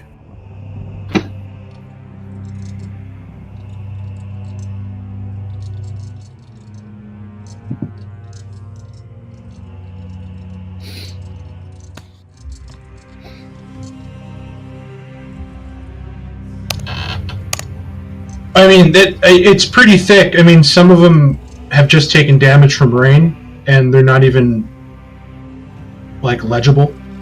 But, I mean, something's been going on. Friend Thali, do you know this lady Yvonne Lutgard? Dalian, you know that she is the widow burgomaster of Valkenburg. The mayor of the wife that took over when the husband... I'll kind of relay that as I kind of pull my eyes away from that notice board. Then I'll try to... I want to see if there's anything on the board about some roaming creature. You look around and you notice that it speaks of some villages and people missing from them. Sickness, missing persons, pleas from people to find, like their daughter, their son, their husband, their wife. But doesn't make any sort of mention about any sort of large creature running amok.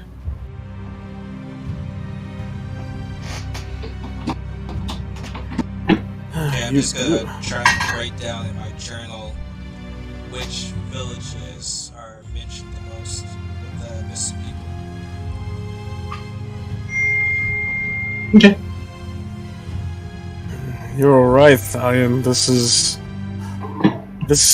I can't even think of what to describe all this.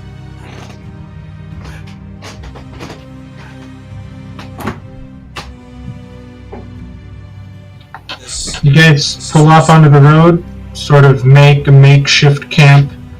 Some of you just kind of sleep in the wagon where you're at, just sort of taking cover from the sort of chill that takes place in the morning before it just turns into that sort of unbearable heat in the summertime. You wake up to the sound of clanging bells, and you hear other people around begin to rustle and move as the large, old, iron-banded oaken gates are pulled open as you guys get all your things ready and you guys make it into the central square of Valkenburg. Sort of in a caravan line, you watch as now carriages and other people are exiting the town the same time you guys are beginning to enter. It's much like it once was the last time you saw it, Thalion. It's very drubby, very dreary, but the people are getting ready for the morning market. The smell of bread, coal smoke, signs of life are beginning to sort of take hold. I take the cart straight for the Maiden Fair. Okay, Valeria, you notice the inn of the Dawnflower where you stayed before. In the main square, as you guys ride up and begin to make your way through the town proper that you didn't get to see as you were sort of kept where the carriages were at the inn and then exited early that morning. After a while, you guys do make it to a very quiet, seemingly closed inn, but there is smoke rising from the the chimney, the smells of food coming up from within as you guys park, tie up the horses, and arrive at the Maiden Fair.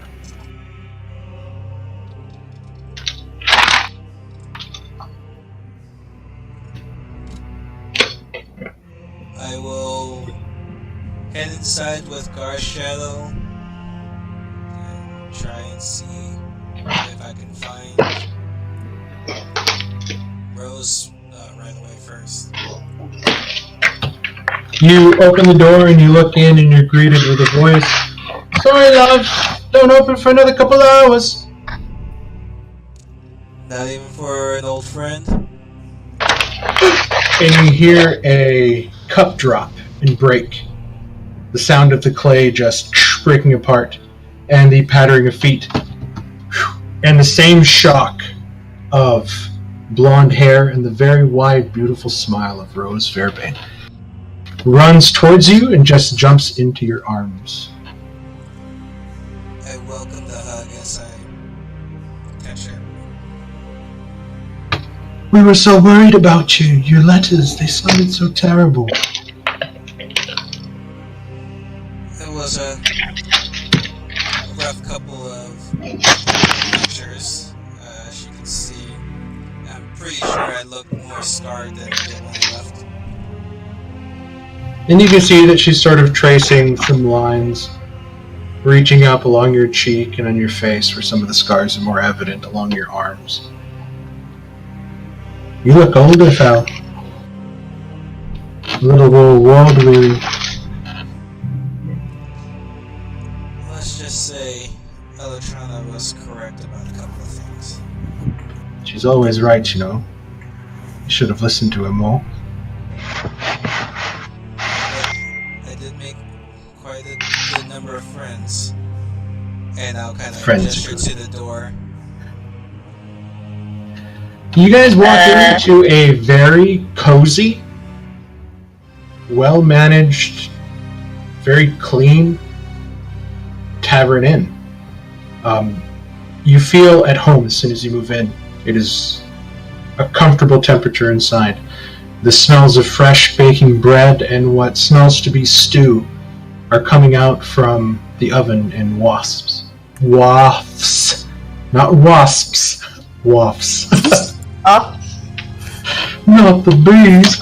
And you guys see this beautiful young halfling lady.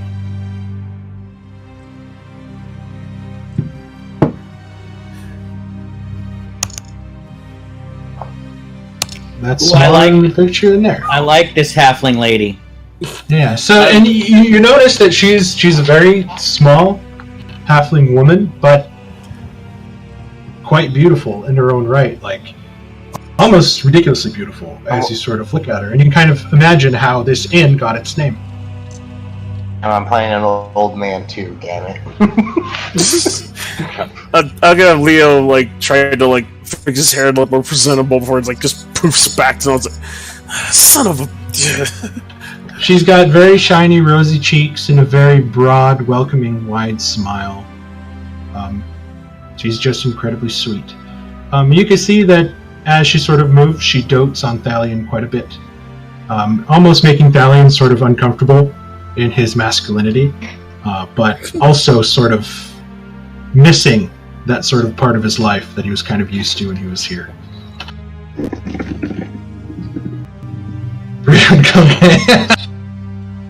Heck yeah!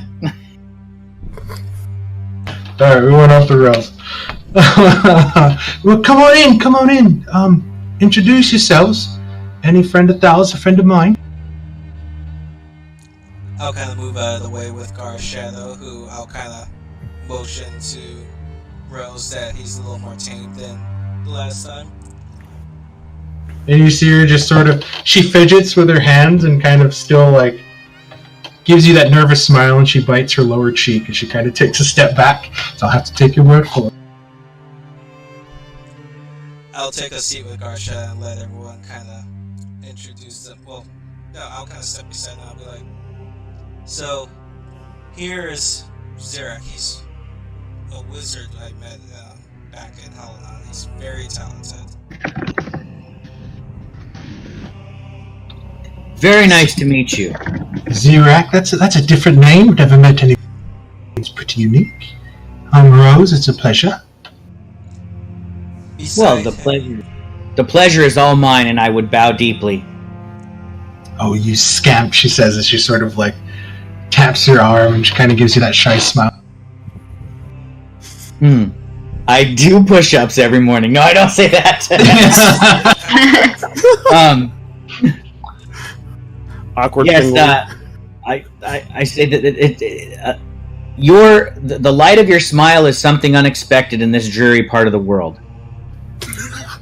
I get that a lot, to be completely honest with you, but I do appreciate the compliment. God damn it, German. Besides Zirak, Weird flex, but okay. we have Valeria, our trusted healer. Hi. Stockian, I see. Odd company. Your eyes, she says, and she's kind of looking at you. They're very honest. I like that. Oh. Thank you. And she kind of frowns a little bit. Kind of sad at the same time. It's almost making you kind of uncomfortable how she's just kind of almost visually trying to look through you, and after a while she just kind of, sorry about that, it's a force of habit. You may begin to sort of see what their life is like. Windows to the soul, they say, as she sort of points up to her eyes. They're lovely, though. And she kind of gives you a pinch on your arm. She turns and then she sees Elise. She's like, my, who is this lovely flower? I've never This seen is skin Elise. like yours. No, my name is Elise. Nice to meet you.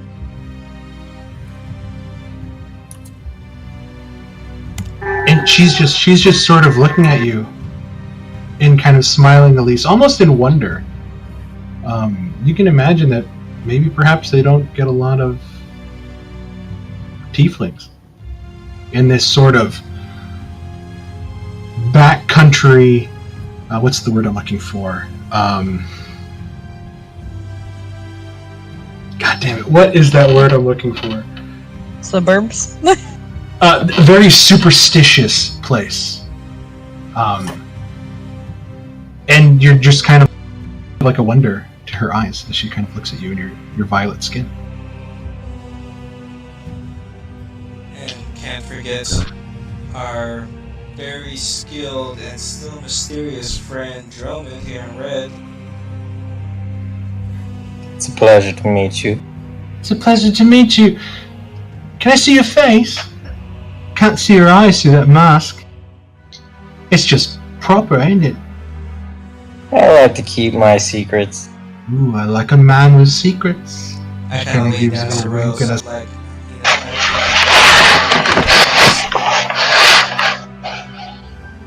What if he's just devilishly handsome? And it's just entrancing to look upon his face. That's what I think anyways. And she in the ribs a little bit and she kind of gives you a playful laugh. It's a curse.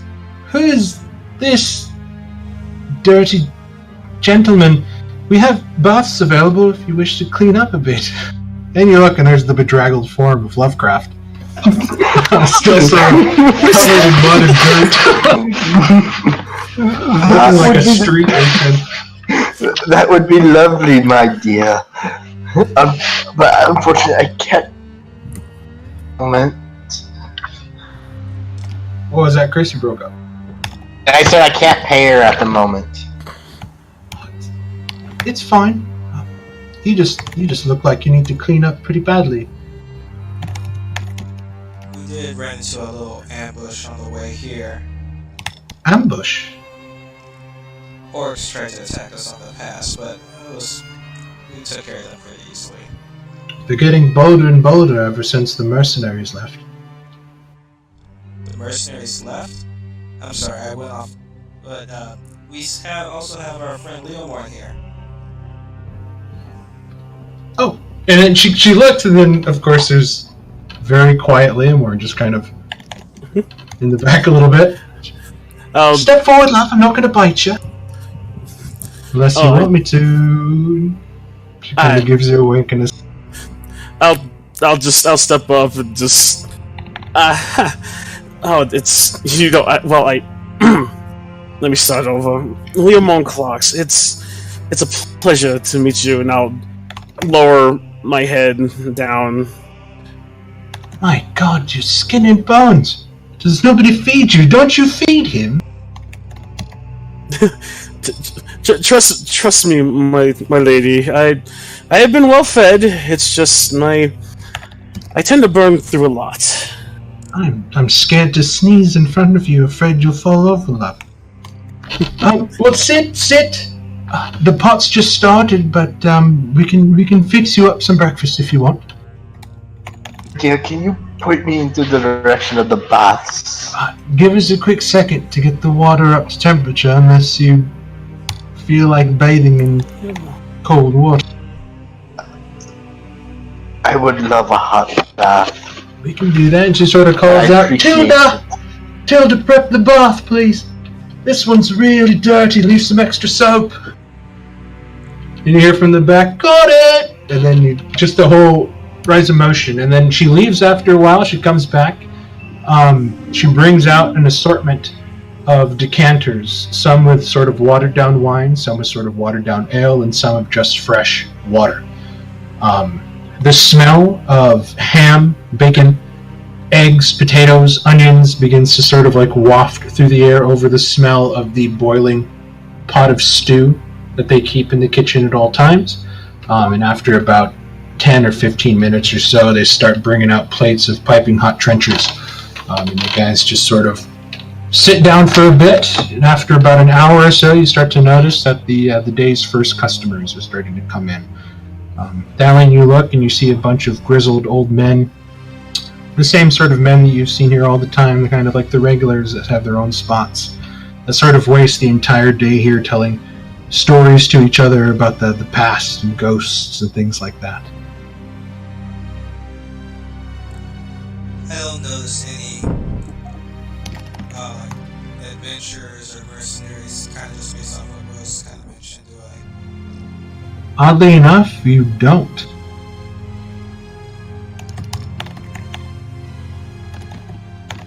Something's not right here, guys. Zirek. Yes. The very edges of your mind, you feel a prod and a poke. Is He's that back. you, Moonlight? I'm back, and you hear the voice, and it's out of breath, very tired. Oh, my sigh of relief is clearly audible. As I send out a thought of my location and the nearest open window, perhaps. With a startle to the new customers inside and Rose herself, Moonlight whoosh, lands on the table right next to you, shakes its feathers out a bit before getting back in, and it's just kind of turning its head, kind of looking at everybody. Yes, he does that. A full 365-degree watch. He'll do it. It's cool. It's a neat trick. I quickly check his talons to see if he might be carrying a return message from Roger. There is no return message. So I would ask Moonlight in my mind, did you reach Roger and provide him with the message that we left? Reached. Gave. Sad. Tired. But moving as he's trying to piece together the words to kind of tell you intelligibly what he's trying to convey. Okay. Town. I will put growing. up my hand and hush everybody around me. Shh. I need perfect silence. And he just gives you a basic message. Everything's fine on that end. He seems tired, sad, still. Brayburn itself is growing. More and more people come every day. A new king will be chosen in a week.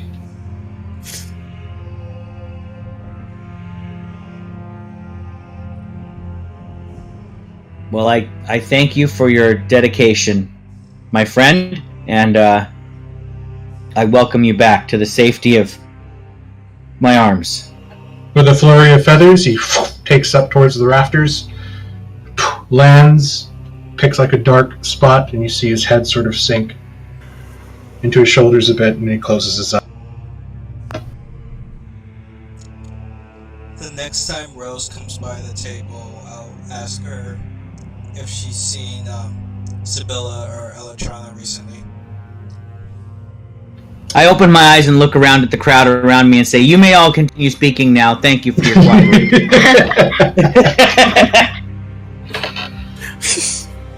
I haven't seen Sib in quite some time. She left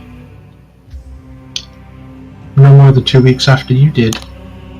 She hasn't come back. She hasn't sent any news, but I know that she's around helping out with the sicknesses, seeing if she can help with the people disappearing. Ellie's been gone for about a month and a half. Somewhere in the Direfall. She didn't look too happy about the assignment they had, but she does her job well. She should be back any day now, I believe, but you know how it is. Did she happen to tell you what the assignment was? You know she doesn't tell me that stuff. Nightmares and all, and she kind of gives you a sheepish smile. It's worth a shot. It's pretty weird though, there was a large retinue of knights that came from the west riding east. Some of them have stopped, and they're staying, I believe, at the Dawnflower Inn. The other half sort of took off and continued. Old Carter, mind you, told me that they're on their way to Castellum, over to the Crusader Fort. Something big happening, I believe. But, of course, that's just rumors.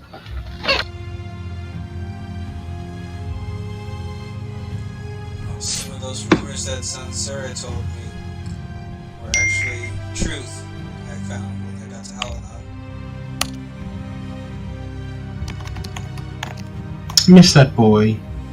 I hope he's okay. Was there any word of where he last went before everyone lost sight of him? He took off the same morning you did. Nobody's seen him since.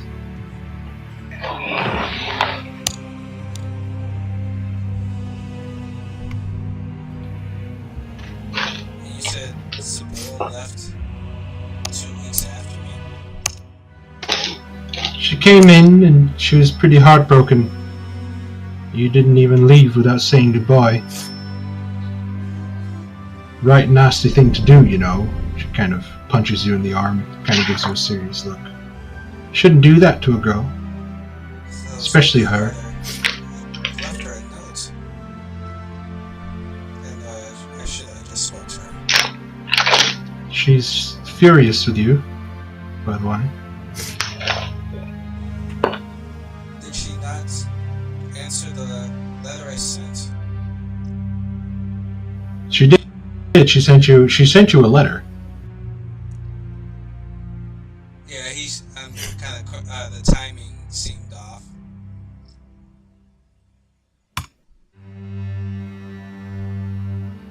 The letter got here. We sent it off. But I'd say watch your cheek the next time you see her. You might be drawing a hand, if you know what I mean. Yeah, definitely expecting that. But I'll leave you to it. Looks like some of the other guests are going to be waking up soon. Better put on my brave face, get ready for the day, huh? You managed to clean your clothes as best as you can, Lovecraft. You get the dirt out of the cracks and wrinkles in your skin. It feels good. You feel refreshed as you sort of look about your body and the scars that it has gotten. Okay. You feel good. A bath did the body good. Is there by chance dry clothes, clean dry clothes, like or a robe or something I can wear? That's how Do you have traveling clothes in your pack? check. I don't do. I got traveler's clothes! Yay! Okay, so you have Yep. a set of simple linen traveling clothes. It's not your professor's suit that you like to walk around in, but it's manageable. I got common clothes, which is my professor's suit, and my traveler's clothes.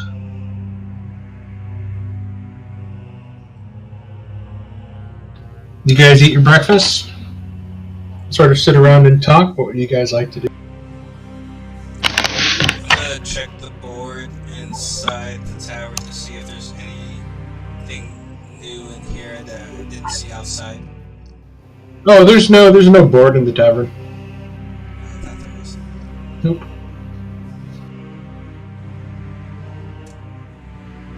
Okay, what were the names of the places she listed off?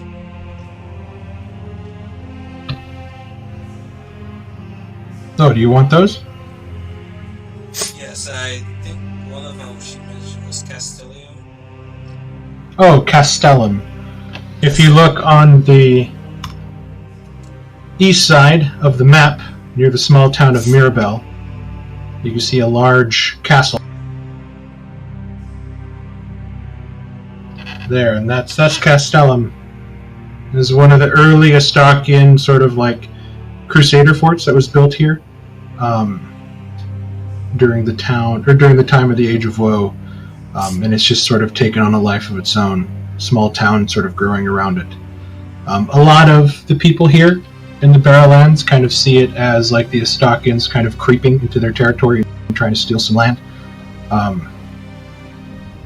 But they're pretty happy when the knights come out and protect them. So.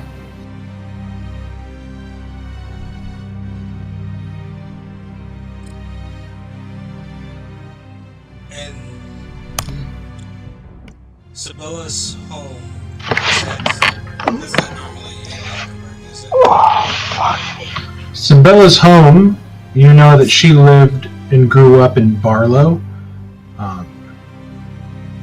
but she lives closer to Casper's Ferry now. Since most of her time is spent before all this stuff happened, helping out with crops, healing the sick, tending to farm animals, things like that. Like she's like a traveling vet. What she chose to do with her sort of druidic powers. Just kind of helping where she can. Okay, so knowing that she's close to Casper's Ferry, were any of the towns along that way ones that had a lot of missing people? I mean, you don't know. I mean, you can go and ask and verify what the towns were. Okay, I'll probably walk around trying to gather info from some of the patrons of the tavern. Okay. Give me an investigation check.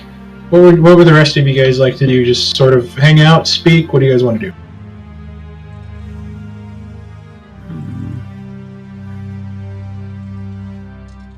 Well, is there a way that I could send things from out of this town, like any coin or something? I mean, it's a pretty dangerous thing to try to send coin and parcels. You don't know if they'll actually get there, but you can try. I'd rather not risk it then if it's that dangerous. Yeah, because you forgot to pay your... I could have sworn I said that I was gonna... I could have sworn I said I was gonna pay... that I was paying for them after that meeting. Nope. I could have sworn I... Oh, I got plenty to make up for it. Yeah. I think I'll ask about creatures that live in the forest, just kind of the dangers around here, and get an idea of kind of what we deal with danger-wise. Okay, so you manage to speak with Rose, and she kind of tells you it's a normal bag of forest animals that you get. Wolves, dire wolves, bears. People have even seen badgers the size of mastiffs out in the woods, but it's not so much the animals that people look out for. It's the dead, the ghosts, the things that try to lure you into the dark. And you can see that she herself is getting more and more scared as she kind of talks about this stuff. As you can probably imagine, she's not somebody that would go home and watch scary movies, put it that way. But she's putting a lot of emphasis on the undead, and not so much the actual animals that live in the forest themselves.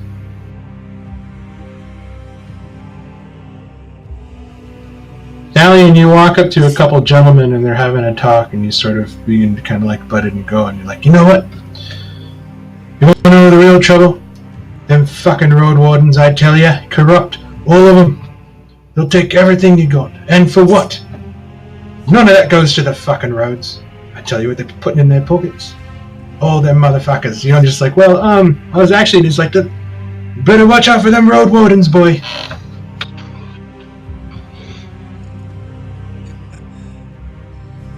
was definitely not info I needed. And I mean, you can imagine that you're probably going to have to wait till nighttime if you want to get like a good mix of people in here to ask. But I mean, right now there's only really the old day drinkers that are just so like saturated in alcohol still from the night before that they really don't make a lot of sense. They're just here so they don't get headaches. So I'll head back to the group. Kind of let them know that normally night is when we gather more information. We could probably take. I mean, you guys can, sort that out. Usually a tavern's busier in the evening. So mostly everybody here is doing some sort of work, you can imagine. We're gonna go to the docks. We're right next to a lake, right? Yep. So I just kind of want to walk around, see if walk by the fish market if they have one or something. Just walk, and I want to listen.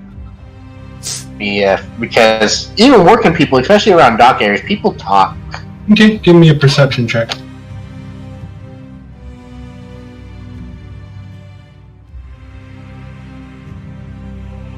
Okay. You're going through and you're just sort of taking a slow stroll, taking in the sense of the fish market as you kind of hear everybody sort of hawking prices on either side, but you manage to catch a couple things. The first one you hear is, telling you our weather's going to take a turn for the worse tomorrow. It's going to rain hard. Wind smelling like a monsoon. I mean, look at them clouds. Then you keep walking. Am I nearby you? Lovecraft, I assume I'm with you? Are you with me? You can come with me if you want. I went to I just went to the dock, so... I want to be wherever they're talking about the weather. Okay, so you're walking around with Lovecraft. Okay. Okay. When I overhear them talking about the weather, I will hold up my hand and create a little orb in my hand to try and confirm that maybe what they're saying is true or not. So I'm going to cast that.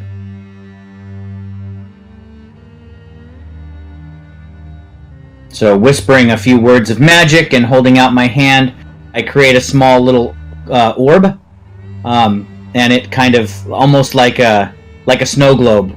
And inside the globe, it creates whatever the weather's going to be like for the next 24 hours.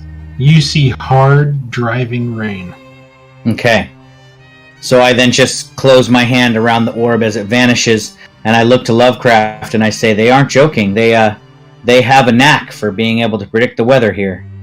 It's going to be a deluge seafaring folk do. It's just a sense that they have. But we're a long way from the ocean. Lovecraft, if you've... I can show you the map, but I thought we kind of went over it together as a group, and the ocean is a long way. You mean lake-faring people? Any people that live near or on large bodies of water, I'm assuming they're fishermen, so they make their livelihoods on the water, so they must know how to tell when the weather's going to be. Xerac, give me a perception check. Okay. As you continue to move, Lovecraft, you pick up another sort of note. That was with my 18 still? Yep. And furthermore, Lovecraft, if we were by the ocean, you would smell salt. Perhaps it's been a long time since you've been near the ocean, or you haven't read what it's like to be near an ocean, but salt water smells quite a bit different than fresh water. You hear what sounds to be kind of a pitched whisper, and you sort of stop and arch your ear a little bit, and you begin to pick up, well, I'm telling you, summer just started and already the year's gone to shit. Cousin Dorn told me that the witch hunters burned down Black Alder to the north. He mentioned something about the villager being in league with demons or devils. Something about eating raw meat. It's not natural. Does Xerac hear this, or do I only hear this? You hear this with your 18. Xerac with your 10. Here. I hear Lovecraft going, shush, I'm listening. Oh no, I don't do that. You sort of hold his hand up a little bit, you sort of turn a bit, kind of don't shush me, and you kind of look around and you catch something out of your ear with your roll. Okay. I heard from a merchant that a child in Notshire, over there, just northwest of Durnan, born with cloven hoofs, prays to deliver him and the child burnt. Terrible story. Doesn't bade good for the harvest.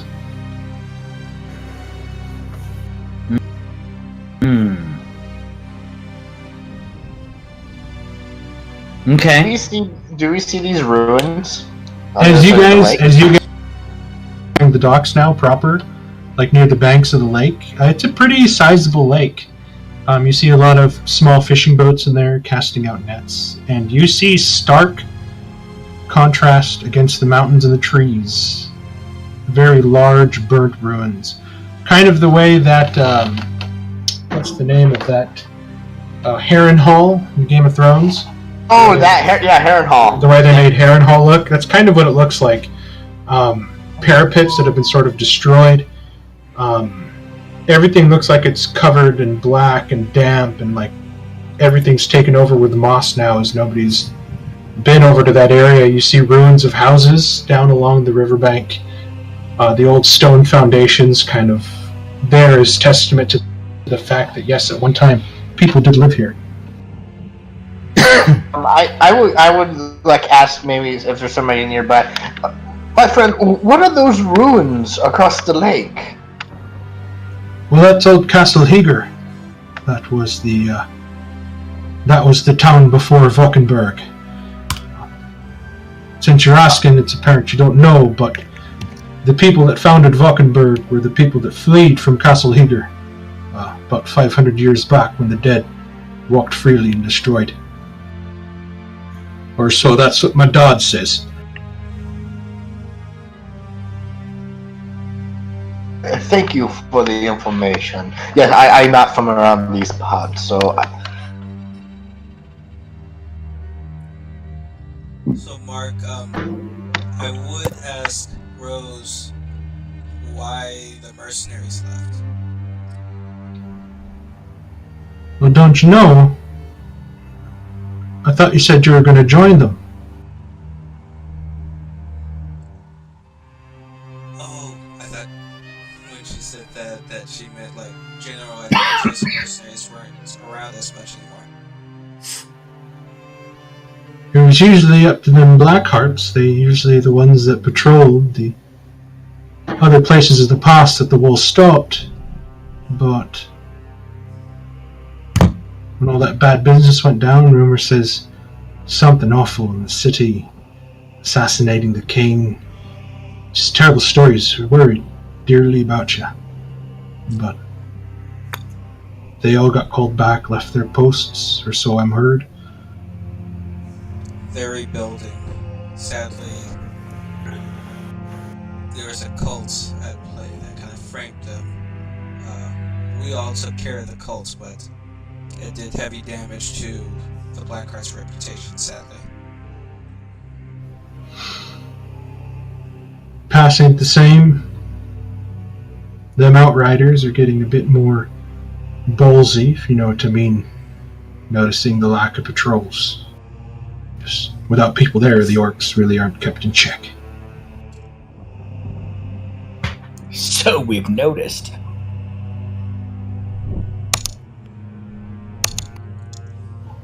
A lot of people don't even bother making the pass anymore. Most of them just paying the extra gold to head to Osen, take the barges over.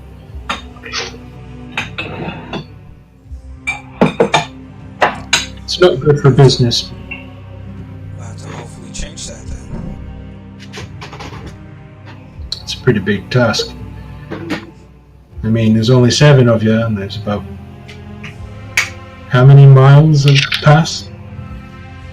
I kind of lean in close to Rose. I'm like, trust me, with the things I've seen, that task is not as big as the one that's actually been forced towards us. I'll take your word for it, love.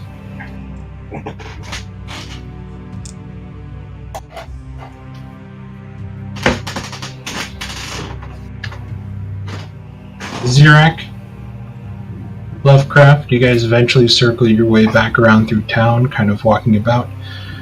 Other than the fact that the place is sort of overrun with moss and lichen on all the stone and roofs, everything looks slick with moisture just from the humidity. It's actually a pretty quaint looking town from the inside, stone cobbles. Something that you would read maybe out of a fairy tale if it wasn't so run down. You see vendors, people hawking wares, vegetables, shops, the clanging of blacksmith hammers. There's life here, but definitely different than the other side of the mountains. You guys get back to the inn. Everybody's still sort of having a conversation around the table. What do you guys want to do? Do you guys plan on staying here for a while? Do you guys plan on setting out? Well, if we're sitting around tables, I will relay, get so we can get into a hushed whisper, so try to, well, not overhear us as easily, and I will let it relay what all the rumors I heard, especially about the witch hunters up north. Well,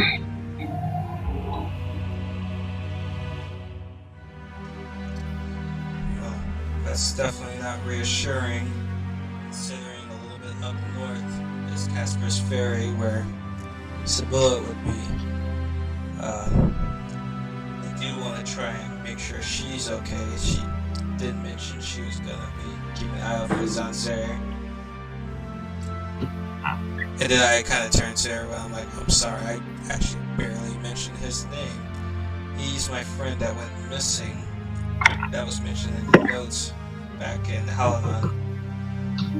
His name was also on that who's board. your friend? What's your friend's name again? Zanzare. His skills are very similar to Droman's, actually. He was a scout. He normally would kind of get into places and get out very easily. That's how I caught wind of some rumors over in Halanon. But And he's do not you normally know- gone this long. Do you know where he disappeared from? Was it from here? Not sure where he set off to here, but apparently the night that I left might have been the last time he was seen. Where would he have made his home? I mean, where was he from? Where would he come? as you say that, I kind of like perk up like a light bulb above my head. Mark, where I would know where his father lived, right? You guys went right past Vorden, and that's where he lived and where his father lives. They live in Vorden, as he's stationed out of Vorden Keep. Son of a bitch. I know this because I think I sent you all those notes. So Was that in the notes? that's in the notes and the role play we had, and I sent you kind of all that stuff. But to be fair, that was like a year and a half ago, so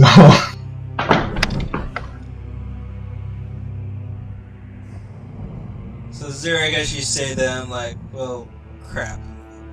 That completely spaced on me. It was back at Vorden Keep where his father lived. Vorden or Vorden?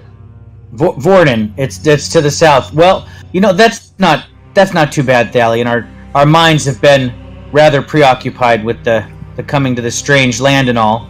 Perhaps there are merchants that have recently passed through Vorden Keep, and we could start with asking them if they've heard any word of your friend or his father.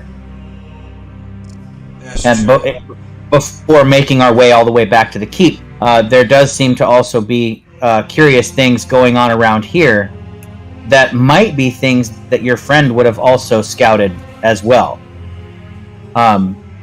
Certainly the information that Lovecraft brought, or this information that I heard of a child born with cloven hooves. With all these strange goings-ons, it's possible that your friend was researching these things as well. All hope is not lost, my friend. I guess Durnan is also kind of in the direction, kind of close to Casper's Ferry, or in that direction. So it's possible Sibylla and Sansari could have been looking into this. Indeed. And I'll put my hand on your shoulder and say, if we find nothing, then we can head back to the keep and ask directly. But we may be on the right trail, even without starting at the keep. And did you guys mention the weather also when you got back? I would say tomorrow the weather it's going to be a downpour rain. And I have confirmed with my magic that the weather indeed will turn on us. It will be a deluge of rain, as if the heavens have opened up and dumped all the water above. Do you by chance know how long it's going to be all day, or is it going to be like a 30-second shower? As far as I can tell, the weather for the next 24 hours is going to be rainy.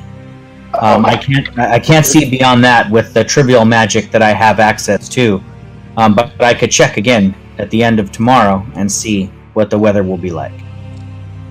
If it's anything like the monsoons that I've walked in myself or have camped out in, it's probably going to take all day, maybe all night even. I would say maybe we should spend the day then kind of prepping ourselves, seeing what we could find. We could use that day to actually ease up. Then maybe I can craft something that might be able to aid us as well.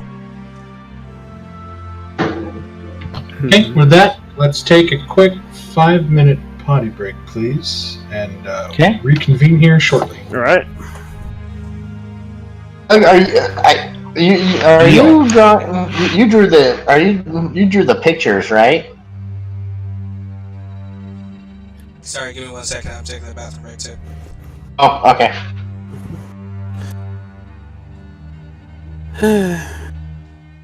I know this was earlier in the campaign, but I'm still a little bit ticked that I couldn't beat your deception. God damn. I had to get a 16 or higher. If I would have gotten a 16, you rules on how it's rolled. You wouldn't have been able to, unless Mark said something. Wouldn't have been able to earn. Damn. I can't believe it. I'm like, oh god, there's a 16. Oh, And then bam. Chris, are you talking about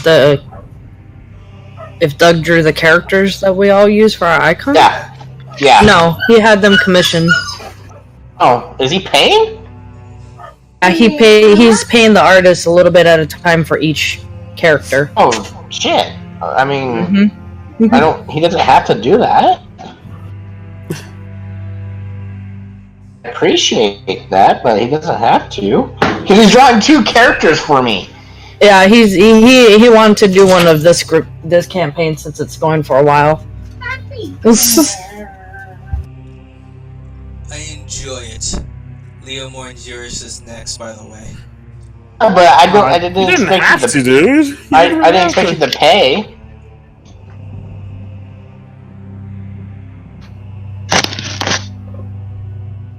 I don't mind. I'm compiling them all together into a group photo once they're finished.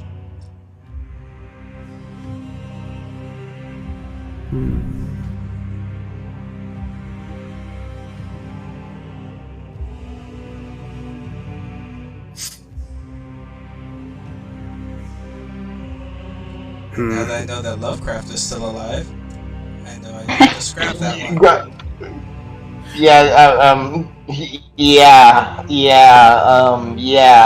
Just yeah. So we'll be taken by whatever creature that it has hold of him eventually. What? I have no idea what you are talking about. He says as Okatawa is peeking behind his shoulder. Good.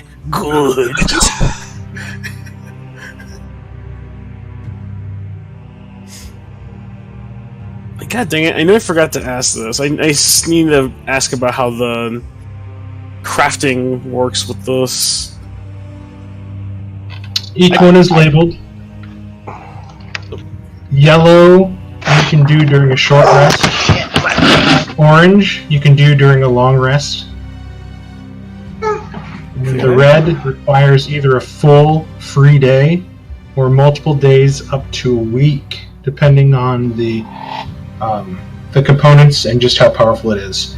You can try to push and make 2 during a short rest or 2 during a long rest, but short rest items have a short shelf life.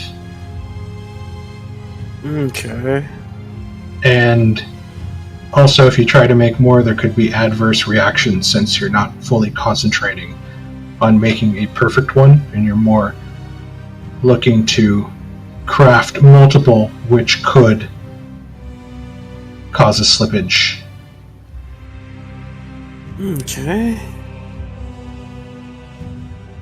Alright, so basically in terms of even just crafting it, I'd have to be careful what to make and when.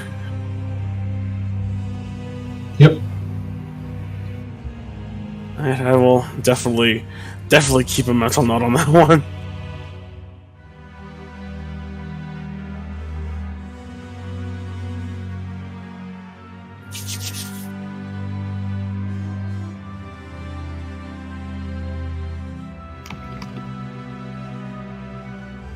I should probably go give a drink myself. I should put it back.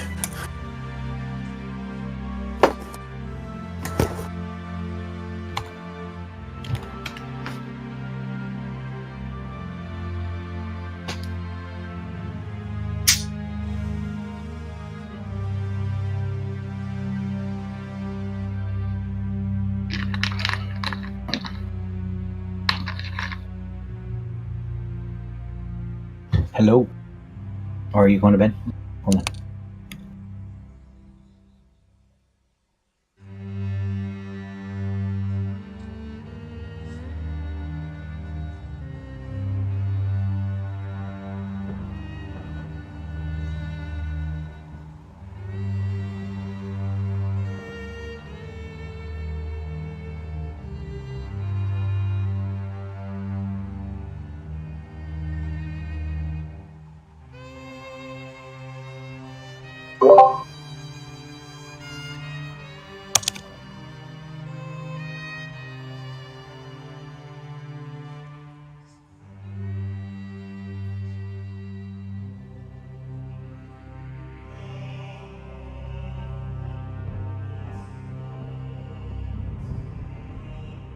Alright, I want to see if I can make this work.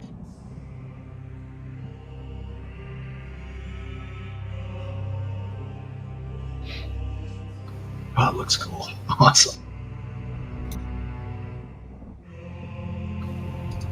Okay. Everybody back?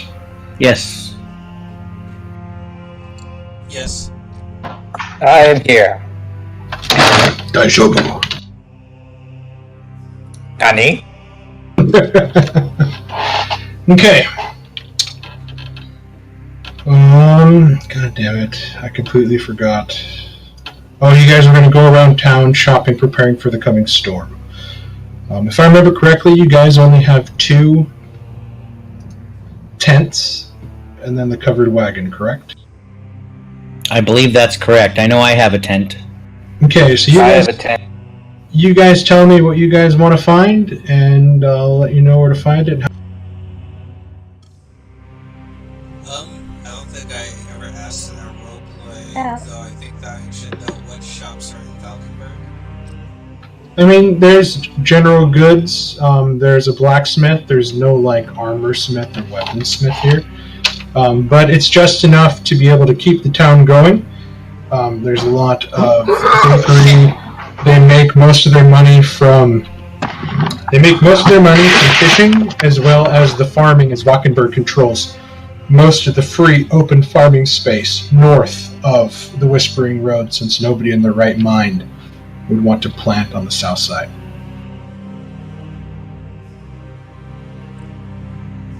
Okay, so Do they have a place where they smoke fish? I would say they do. I might go pay a visit there. Fish. Share recipe. She is fished out. I'll probably definitely try and get a room somewhere, but I'll buy a tent and store it in the cart. Okay. Let's see, a tent will cost you, if I can find it, 2-person tent will cost you 2 gold, which is a pittance to your riches. I'll get 2, since I know 1 tent would pretty much cover me in Guard Shadow, so there'll be another one for anyone else. Okay, so Thalion has bought 2 tents in preparation for the summer storms. What else will you guys be willing to get? Xerak, it doesn't take you long. You follow your nose and the smoke. There's a nice sort of applewood smoke that's very light and sweet to your nose, and you follow it to a very small smoke shop there just at the edge of the lakeside. Excellent. So let me pull up my map real quick so I can remember the name of this town. Is this the day? Is it raining? Is it the next day, or are we praying? It's still the same day, and you guys are sort of preparing. It's just getting close to like noon 12:30 at this time.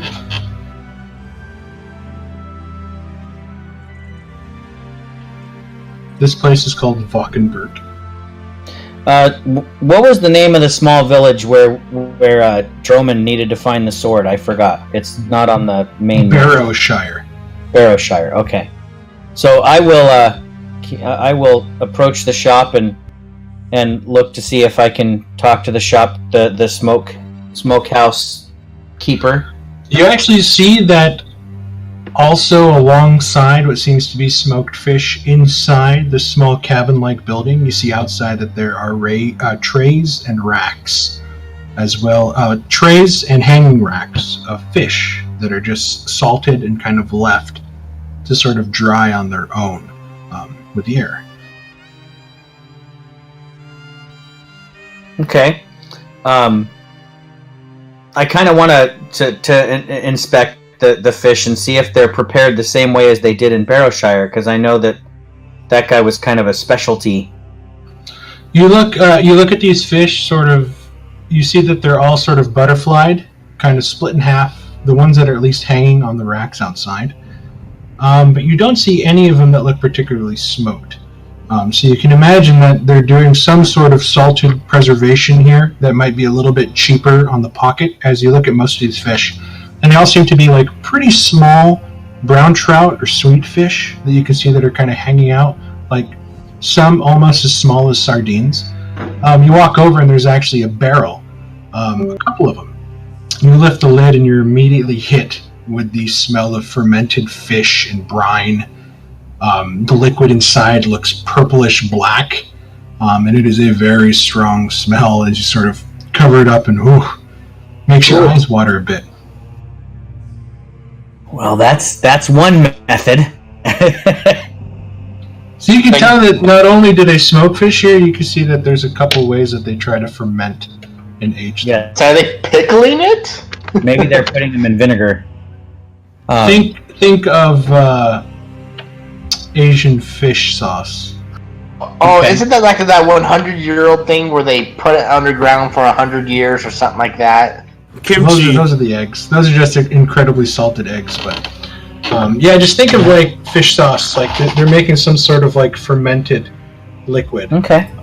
as well as making these really salty dried fish that hold up pretty well. You sort of knock on the door, and the door opens quickly as like smoke wafts in your face, and you kind of have to like blink it out a bit. And then as soon as your eyes clear, there's a face of a very old, wrinkly man, probably about an inch away from you, as he's kind of locked, eye and eye, with an appraising stare looking at you. And then he steps back and he looks up and down.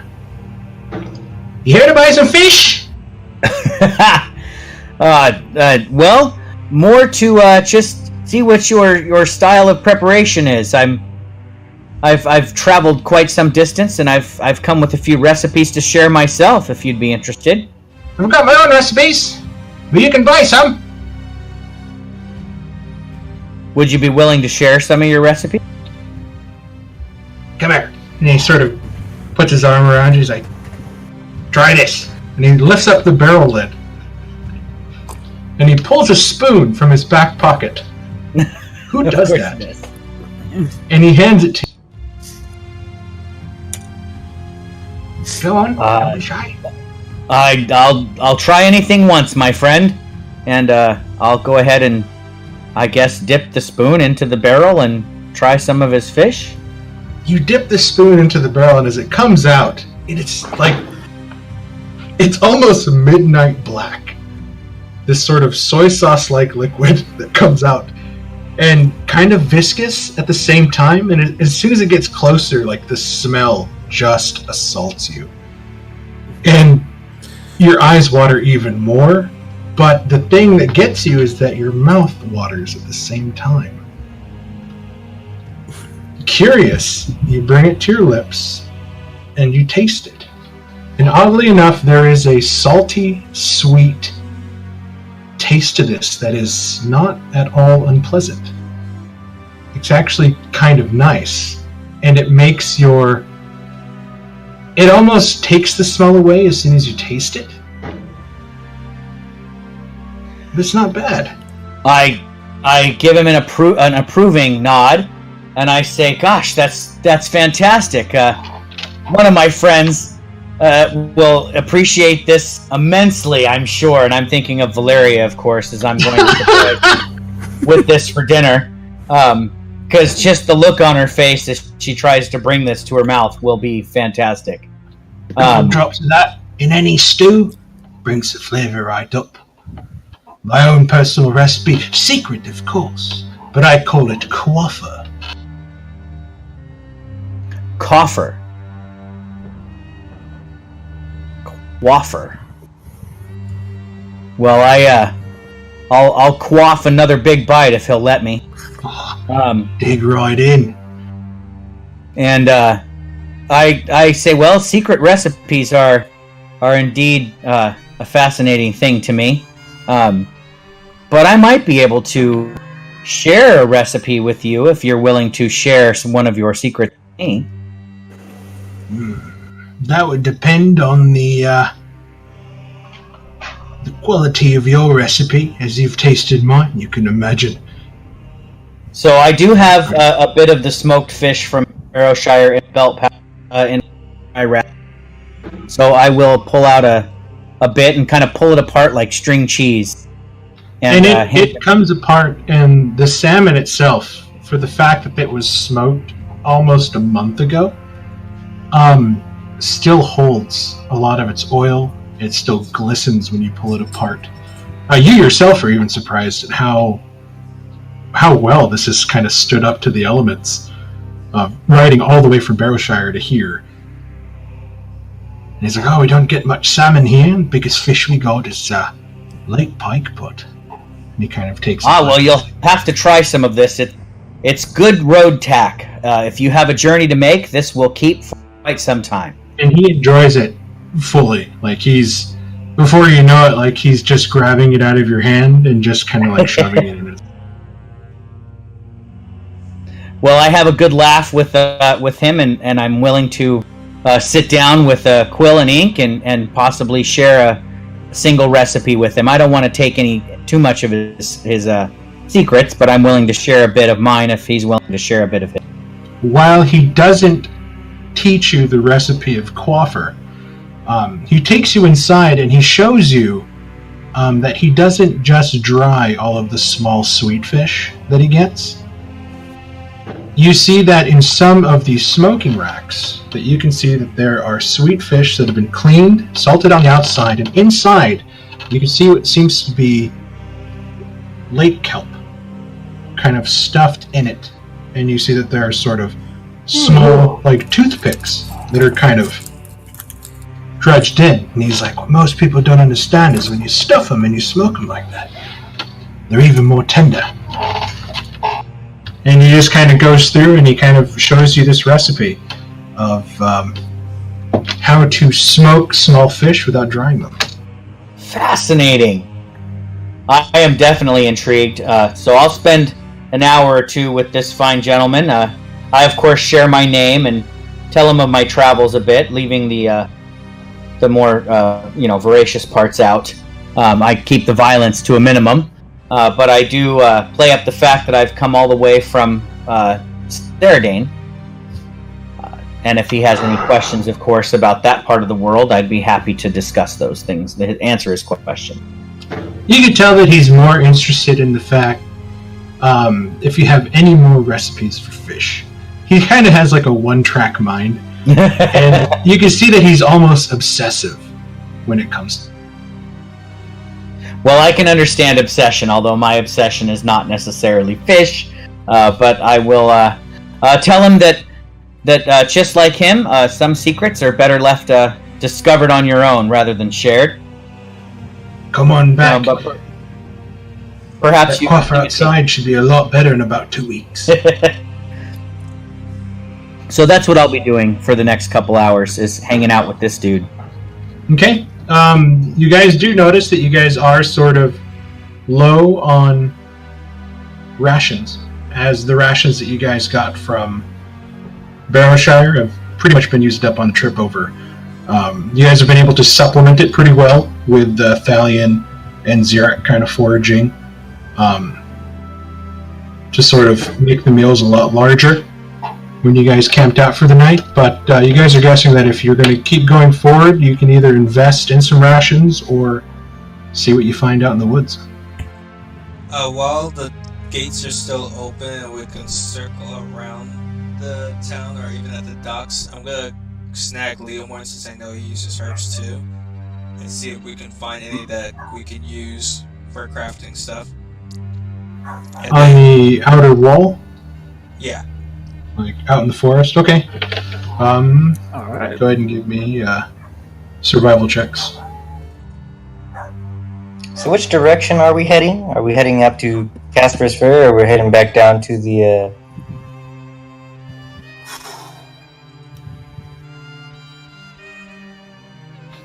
Okay. Thalion, you managed to find about 75 gold worth in sort of in flowers and mushrooms that you know that you can turn into poultices and salves. Leomorn, you get 150 gold worth of alchemical supplies. As remembering Thalion's sort of telling him, like, maybe check the lake bank a bit.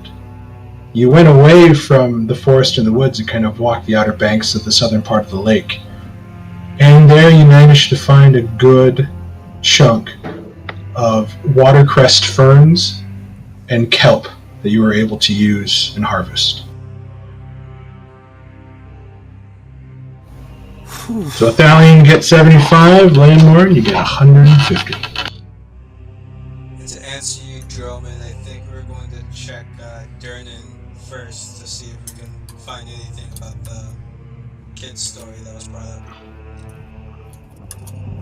I only mention that because if we go north, it looks like we'll be close to the river, so we might be able to get some fish. Oh, true. Yum. So, try and buy some rations to help. You know that Garshadow, unless you're going to let him go hunt and hunt on his own at night, is probably going to need food. Mark, if I want to buy some of his coiffer, how much is he going to charge me for? For a small 1 pound clay jar that seals, keeping in the scent and the freshness, it's going to be 5 gold for the coiffer. But that's a 1 pound jar of this fermented fish sauce. I think it's well worth the price just to see Valeria's face when I give it to her, so I will gladly hand him the 5 gold. And he told you only a couple spoonfuls. In like a large pot of stew or anything like that, he says it's enough to enhance the flavor and make it even better. And you're looking at a 1 pound jar of this liquid. That 5 gold is going to last you quite a bit. Okay. Well, I asked him how long will it keep? Is it good on the road for quite some time? That'll keep for about 5 years, I dare say. Oh, excellent! At least that's my record. And he kind of gives you a broken tooth smile. It's like wine, it only gets better. Yeah, well, with the broken tooth smile, I'm wondering if maybe when he ate teeth out. So maybe 1 year I'll keep it before I decide. Just don't leave it open for too long. Make sure you seal it back up as soon as you do it. The more air gets into it, the more it starts to turn worse. You don't want it to turn worse, you want it to turn good. Excellent.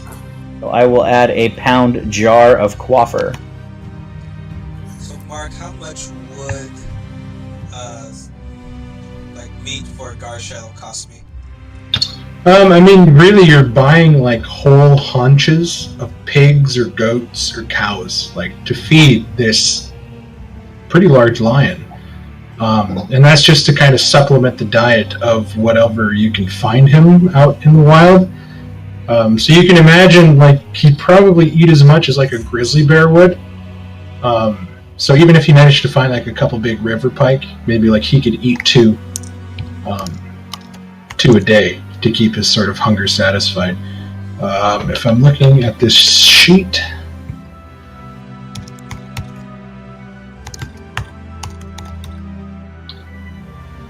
we'll say a haunch. We'll say you get like the cheapest thing, so like a haunch of mutton, which is like just the entire back leg.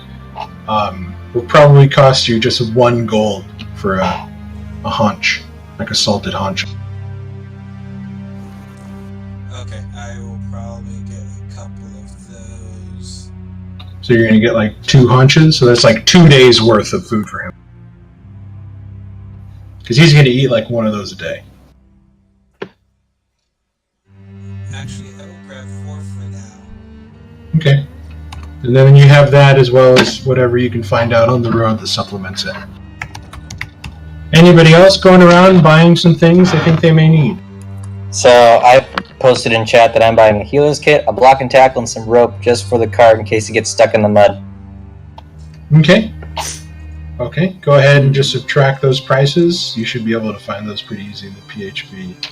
Unless you want me to get that. It was about 7 gold pieces, 1 for the rope, block and tackle, and then about 5 for the healer. Okay, sounds good. Leomorn, were you going to do anything in town? Elise, Valeria.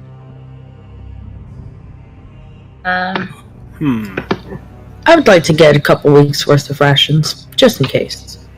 Oh, so you're going to buy like 2 weeks worth of rations just in case? Okay, so what is that? 1 ration is 2 silver pieces, right? Every time. I'm in the general store. Why can't I find it? I think hopefully if I can. It's a better correction. Yeah, so a ration is 2 silver pieces. If you buy 2 weeks worth, that's going to be 2 gold. But do keep in mind that rations weigh, I believe rations weigh like 2 gold or 2 pounds themselves. Alright, well, I was gonna buy them and put them on the cart, Okay. just in case we run out of stuff or need them in a pinch. Oh, glass lantern. Python. Of course, I'm not gonna carry it on my person. Weight training. That's Zarek's specialty in the morning. Yeah, so that's He just 2 gold. can pump them. Valeria, Landlord, are you guys going to buy anything? I'm good for now. I'll probably looking through my pack. I'll probably want to lighten my load a little bit myself just in case. So I'll probably take 5 of the torches I have and either try to sell them or probably donate them to the local guard here. Okay. Let me know what you want to do. Yeah, You could also just stick them in a- Mark. What's up? The herbalism charts. I know the easy recipes are a short rest. The ones in green, though, where it's just being a herb. Did I have to list that out and subtract the 5 gold for you? Oh, you just subtract the 5 gold from it. I'm working on the fact that you're going to be honest with me and actually subtract that stuff. So I think you had 125 gold worth before you landed your 80 gold worth over the time that you've been searching since you got here. So anytime you use those, it's just subtracting 5 gold, because whenever you eat a flower, that's just taking away from your components that you have on you. So Okay. I wasn't sure on that one if that was going to cost like the other recipes. But I am... nope, those just cost 5 gold. So they have, I guess you could say they have a passive bonus for eating them, like that you don't have to spend time during a long rest. You can just pop them and go, but they do cost you 5 gold out of your alchemical materials list. Okay, just making sure. I am going to use tonight to make the volatile rain poppy.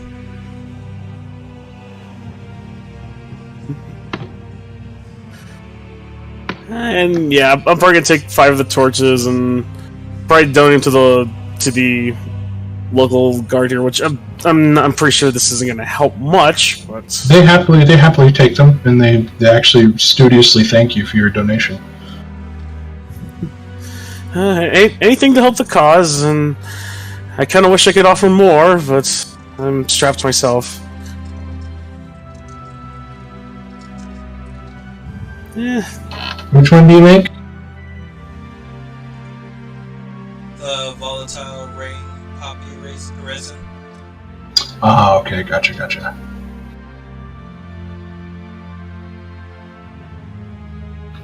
Okay. You guys finish your... Oh, goddamn you. You guys finish your shopping, and you guys... Just walks around. Give me a quick perception check, Larry. Okay. You find nothing but fish.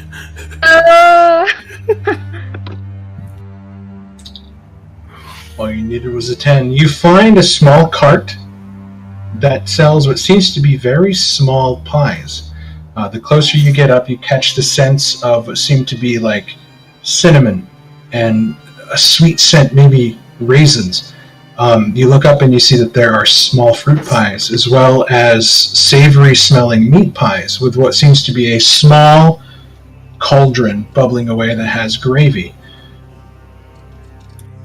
I want a fruit pie then. There's different preserves. You see that there's one that has apple preserves, cherry preserves, rare peach preserves from over the east side near Leon Kane. Kind of just depending on what you want, you get. The pie itself will cost you 2 silver. Okay, she grabs the peach one because that one interests her, and then she pays it 2 gold. And it's really good. It's delicious peach preserves with a mixing of savory spices inside that play very well with the sweetness. The crust itself is flaky, buttery, delicious. It was a good find. It's definitely breaking up the fish. Yay! You guys make it back to the inn, assuming that you guys are going to stay at the inn tonight. Rose does have rooms available. Alright. Yep, that was my plan. She runs a pretty good establishment. It's going to cost a gold piece to stay the night, and that covers dinner, as well as the following breakfast. But if you guys stay and drink, you'll have to pay for your own.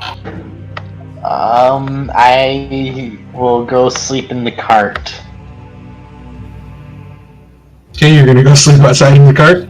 Oh. Honey, so I will go snuggle up with Guard Shadow, and me and him will cuddle and keep each other warm. Guard Shadow's not in there. Guard Shadow's in the room. And you can actually, this is the first place you've ever been to where you've noticed that Guard Shadow is welcome inside this place. I will go and sleep in the cart. Okay? It's fine. I will go do it. I have no problem doing that. I'm gonna get a room for myself. Okay, so those of you getting rooms like for the night, go ahead and just subtract a gold. That way you guys have it. You guys are brought heaping bowls of very delicious mutton stew, and it's filled with root vegetables, potatoes, carrots. Ooh! I would like to suggest that I can flavor the stew for Valeria with a special flavor that I bought today. And I will take just a small spoonful of the coiffer and say, you have to try this, Valeria. You will absolutely adore it. It's the best, most tasteful thing you've had since possibly Brayburn. Insight check. Scoop. I'm gonna scoot away from Zurak a bit. Okay, go ahead and make an insight check. Okay. He truly believes that this is probably going to make this stew taste as like the best thing you've ever had. Alright, she allows it. Awesome. I will only pull out 1 spoonful. Oh, wait a minute.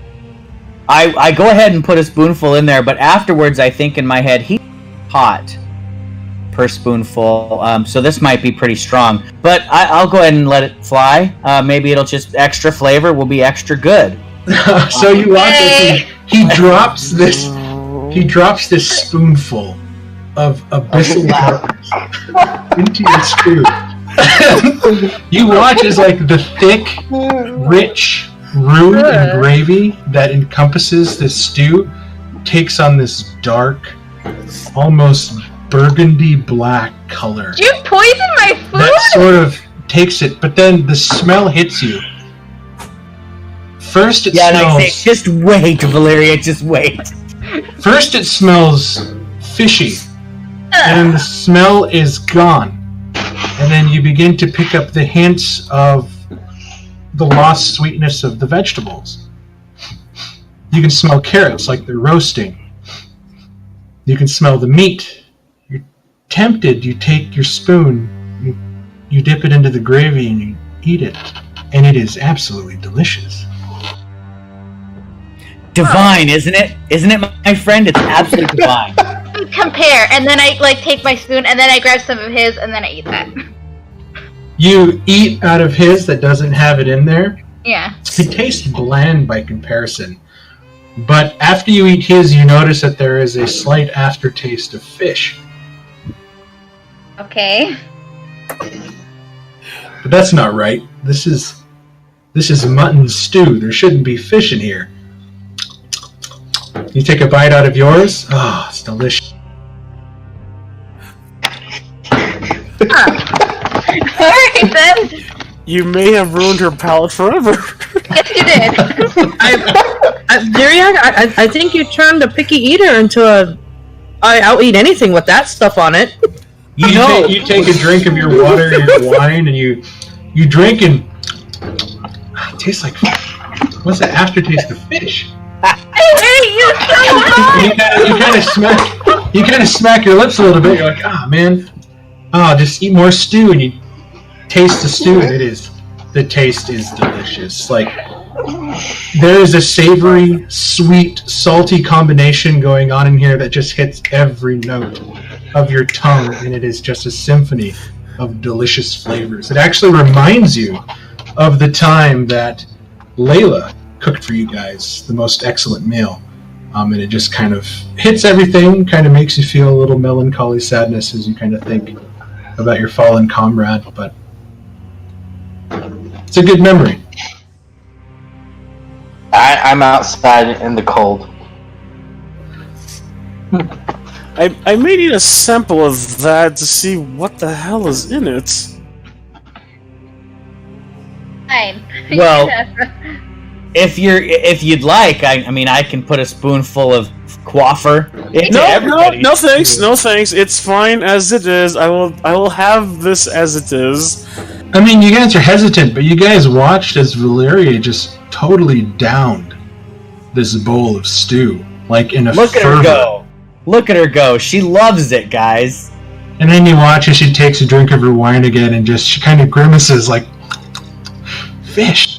I hate Out of curiosity, when she goes to take another drink, I'm gonna use the prestidigitation, see if I can't flavor it a bit to something, to see if she'll even notice the difference. Okay, so you prestidigitate a little bit more sweetness into her glass of wine. Yeah. You watch as she takes a sip, and you notice, Valeria, that this one has a more sugary kind of fermented taste to it as you take it, and just it's like when you eat too much garlic. There's that taste in the back of your mouth, and it just tastes like fermented salted fish. And it's there for a second, and then it's gone, and it's there for a second, and then it's gone. I still taste fish after taste. Yeah, but fish. What's it anyways? I'll look over to Zarek. I'm gonna look over to Zarek while eating some of the mutton. What did you do? I shared some of the glorious recipe that I found today by this kind old gentleman that had nothing but enthusiasm for his craft, and obviously he makes a fantastic flavor for any stew or meal.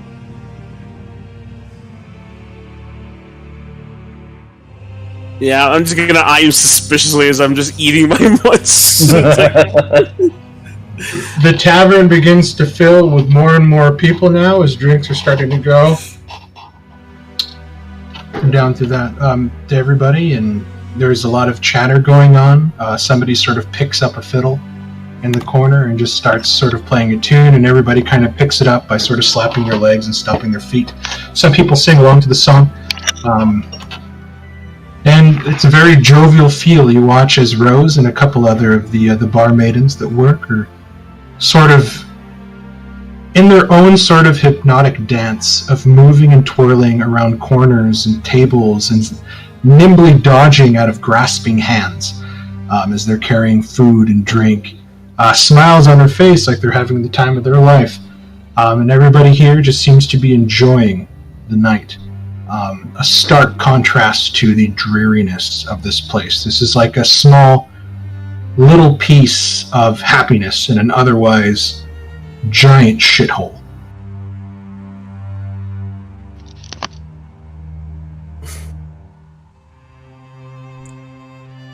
All the while, Thalion is kind of silently grimacing, hoping he will find his friends. Okay, so you guys just going to sort of enjoy the night and go on? Yes.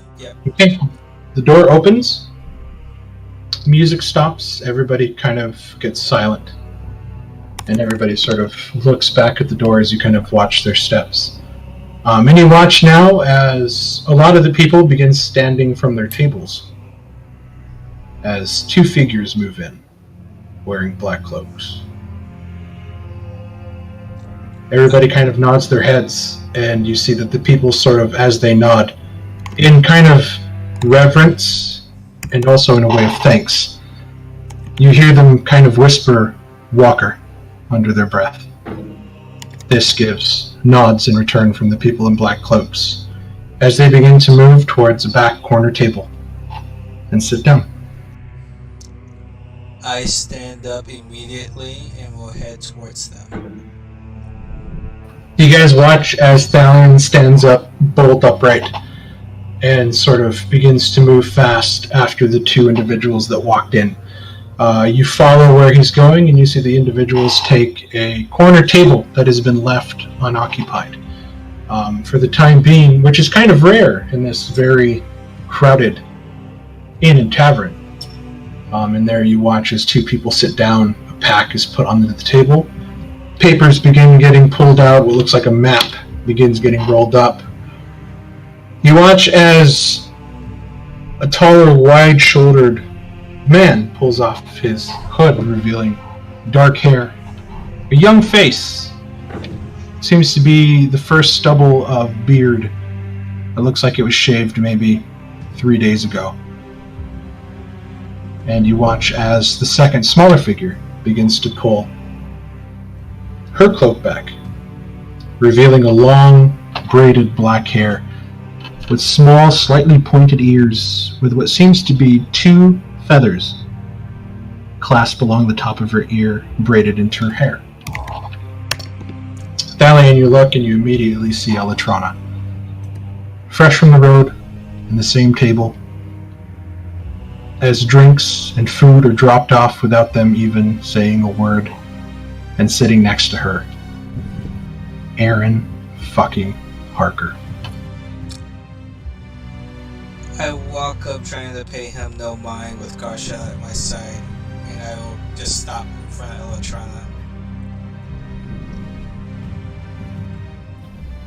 Can I help you with something? She doesn't even look up. She's just looking at her map, and you see that she's poring over certain things. Sure you can, Ellie. You don't get to call me that anymore. Oh.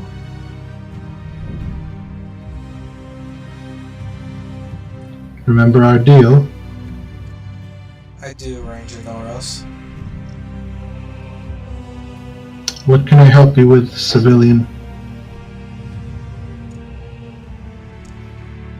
Wasn't sure if you got my note. Rose shared. I read. Was it everything you'd hoped it'd be? I will admit you were right about a few things. I told you to give up on your fairy tales. But you wouldn't listen. My eyes were open to other things. So there definitely was a reason for doing this. If you say so. But I got word that Zanzere was missing. Wasn't sure if you heard. We've all heard. He's one of many. Is there anything that anyone has found? Show me your mark.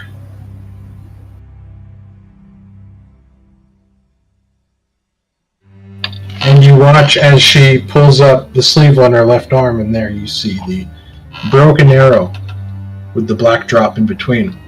And you watch as Harker turns his head with a sly smile at you, his eyes just full of contempt and just sort of cruel humor as he begins to pull up his. And he shows the same mark on his forearm.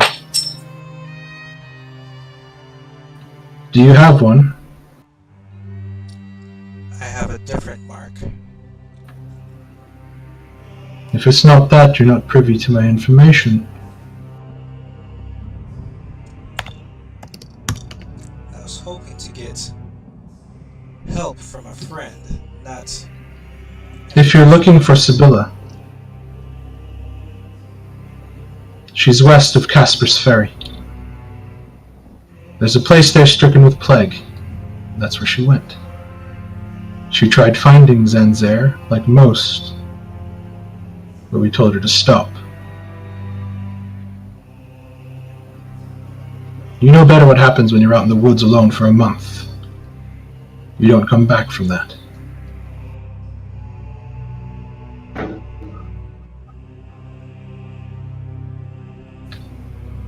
I was your teacher.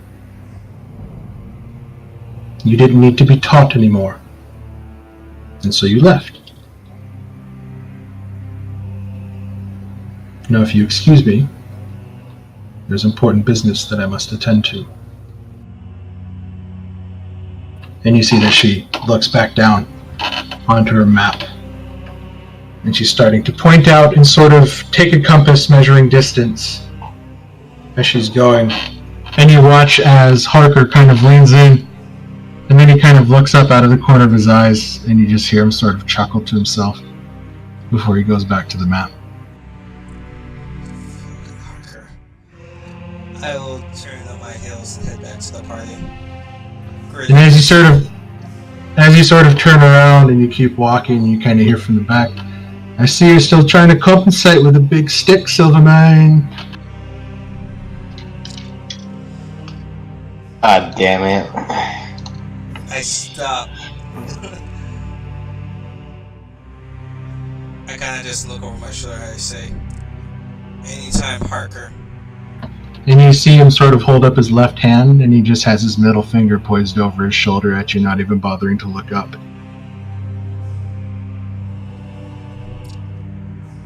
The middle finger turns around, and it's just a little finger wave.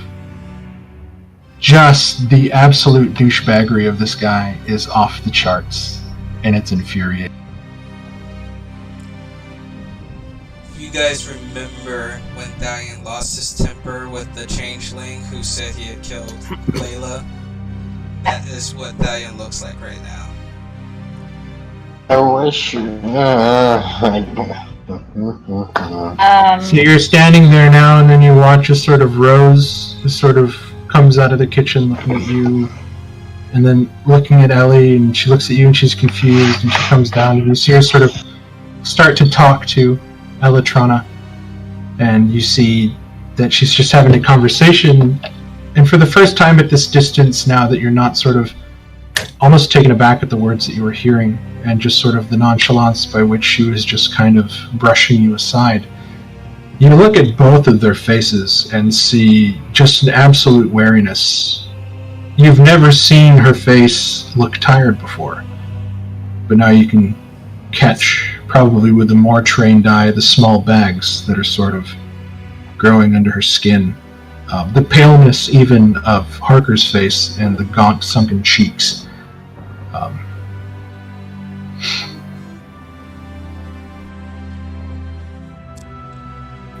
And you can see that she's almost kind of arguing with Rose at this point, until Rose just kind of gets flustered, throws up her hands, and then goes back into the kitchen. Unable to really hear what was being said, as the volume was kind of kept low, and the sort of general noise of the tavern has just sort of picked up. Those of you sitting at the table are looking at Sardathalion just kind of standing there with what you can almost swear is the faintest quaking of his shoulders that's barely visible. You guys are watching the hackles rise from Garshadow as the hair on his back are kind of picking up the emotion coming off of Thalion himself. Professor, it is miserable in the wagon. The wind is picking up and the rain has come. It is cold as balls. I look out. Are the streets dead and everything like that? The streets are quiet. You can see what seems to be some guards on patrol carrying covered lanterns to sort of shield it from the worst of the wind and the rain. But other than that, everybody in their right mind is inside, out of this. Since it's now downpour rain, I will go for a leisurely stroll back to the docks. And I will go out onto, as far as I can, into the lake, sit on the docks, and stare into the abyss. Okay, so you're just gonna stare into the water? Yep, just and think, and just replay everything in my mind. Okay, sounds good. As it's downpour rain, and I'm staring into this black water. Alien, what do you do?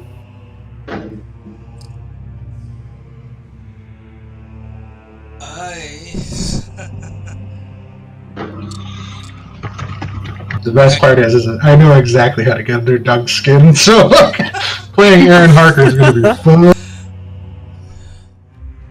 Lovecraft. I kind of come back after a few minutes, and I kind of still trying to pay no mind to Harker. I'm like, Ellie, hey, Ranger Norris. Sorry, I just take that back. It looks like you might need some help. I'm here to help.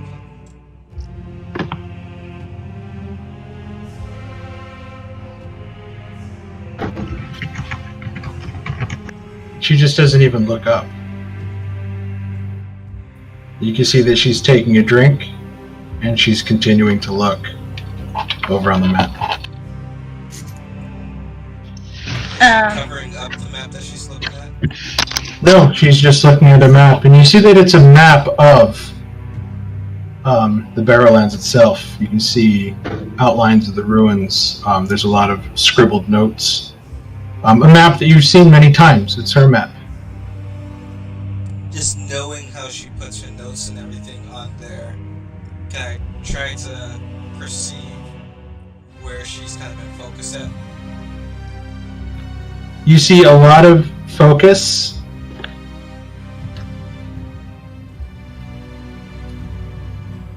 down along this area,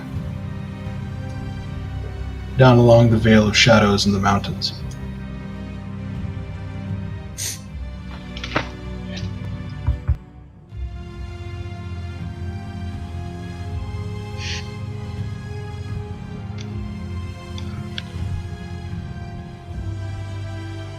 Will you at least listen to what I experienced when I left? I know exactly what you experienced when we left. I tried to tell you that's what you would experience. But in your mind you were looking for knights and fairy tales and princesses to save from towers. You'll always be that boy, with no sense to listen to the people that have already experienced these things. But I guess you need to experience them for yourself to truly learn. I just thought I would save you just a bit of that suffering. I know you've been saying this for years, well, for the whole time I was with you, but there's a whole lot more that I found out, more than what you said I found out. More things behind I've heard. This world. Blood cultists in Dastow. More cultists in Al-Anon. Did you run into the cultists in Kayrist? No, you didn't know about them, as she's sort of now looking at you in the face. Did you hear about the ones that tried to infiltrate Solent? No.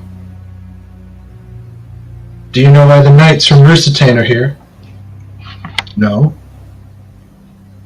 Ouch! This world is a lot bigger than Euthalion. I tried to tell you this once, but you had a flight of fancy, and I let you have it.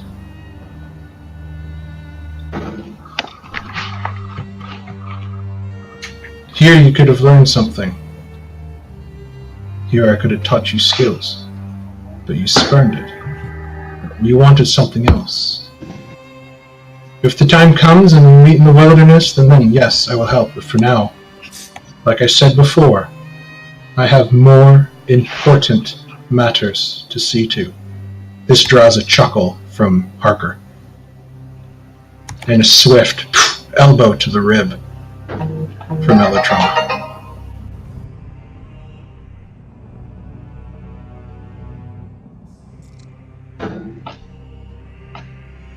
As I was saying before, I'm here to help if you need it. Then go help. My order is different. You know this. I do know this, but I also know you. Do you?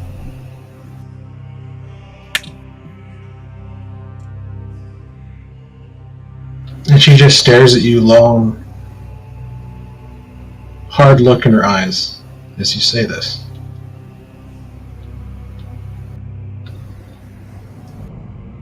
Does a year tell you everything you need to know about a woman, Thalion Silvermane?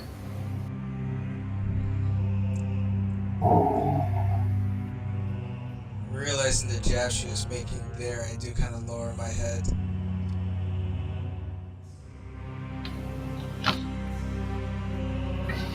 Go back to your friends, Thalion. Be safe, don't get yourself killed. And you see that she gets back to her map. I make a mental note of where she was focusing her searches. But I do remember what she told me about Sabella, so I will head back to the others. Those of you at the table sort of watching this, go ahead and give me perception checks, those of you that are sort of looking around the place.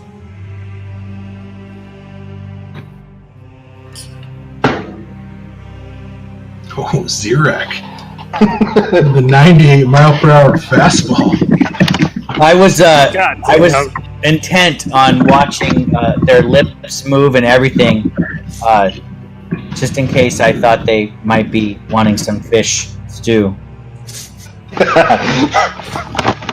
I'm just trying to make sure you don't spike my food with it, apparently. Here, Valeria, wash it down with a little bit of this ale. I just put a half a spoonful of this. No. Eat dirt. Maybe that'll taste different. I mean, you're watching her, Zirak. You're watching her sort of like swish like water and wine and ale and anything she can, and she just can't get this fish taste out of her mouth that she keeps talking about. And you're thinking maybe perhaps a spoonful of this concentrated mixture in a small bowl of stew might have been a bit too much. I make a mental note of that. Now that I have taste buds forever, if I want to give it to someone else, they'll just get a dash. And what you hear, Drummond and you begin to hear a couple of people talking. What about Elise? She got a 16 as well. This is for... Oh, she did get a 16. I thought he got an 18. Elise, Drummond, and Zirak all hear this. The voice is quaky. The voice sounds scared. I tell you, I'm never going back into those bloody fucking woods again. They're just wrong. You got cannibals over in the Zet. Now the orcs are sneaking their way down the mountains. A curse on whoever drove them mercs out, I tell you. Nothing's safe. Have you seen them lights coming out of Castle Croy? It's unnatural. Zirak, from the back, you hear somebody whispering. Almost inaudible, but you just happen to be sitting just further away, and you kind of lean back a little bit, sort of nonchalantly putting your arm over the seat. Did you hear about Wisp Hollow, west of Hackfoot? It's being wiped out by some sort of sickness. Nasty work. I mean, people getting covered in these red splotches. I hope that business stays up there, God save them. I don't want it. Neither do I. Okay. I'll make a mental note of that location to steer clear of that place. I have so Castle many. Croy. Yeah, there's a lot of rumors going on here. Castle Croy, Hackfort, all these places were mentioned, I think.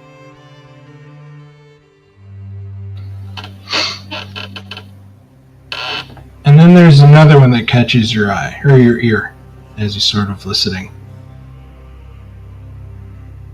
I tell ya, I was over in Altonsboro, just a little west from Casper's Ferry. Gone. I did some trading there for a bit. Left the town, everybody was there getting ready for work. I came back in the afternoon with a wagon full of goods. There was nobody there. The animals were gone. The people were gone. Food burning on stoves. Fires burning out. I'm leaving. Anywhere's better than here.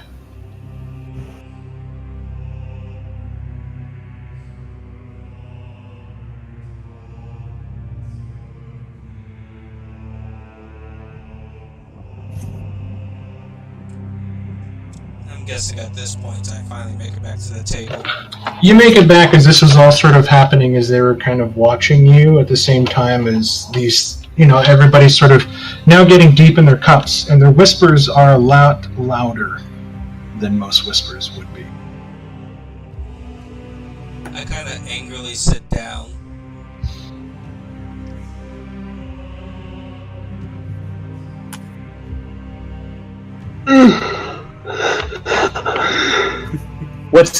What's the matter, Thalion? You look perturbed.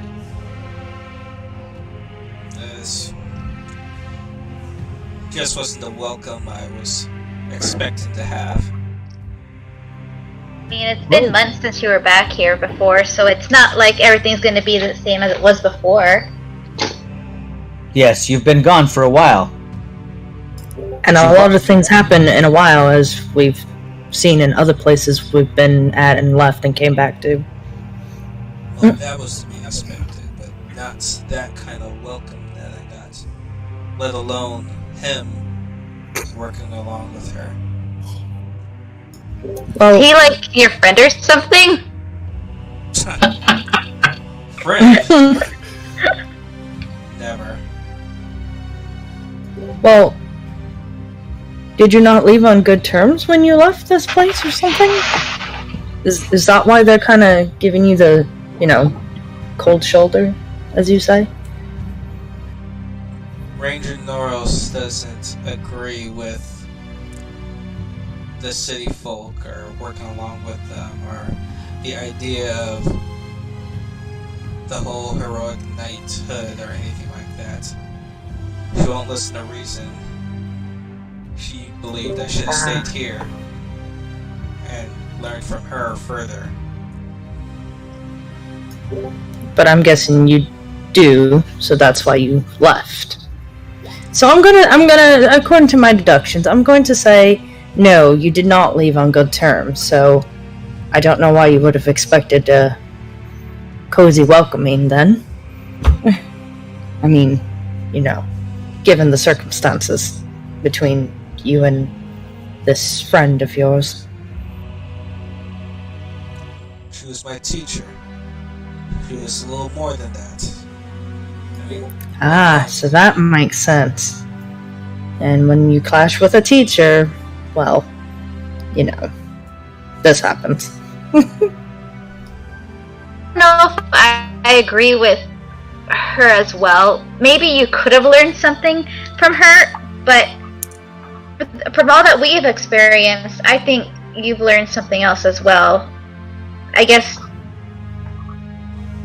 I don't know how exactly, but voice and heading to Halanon. I think there's a reason we all ended up on this journey. She may only think that I learned the basics, but we all know that we learned way more about what's going on than what others are aware of.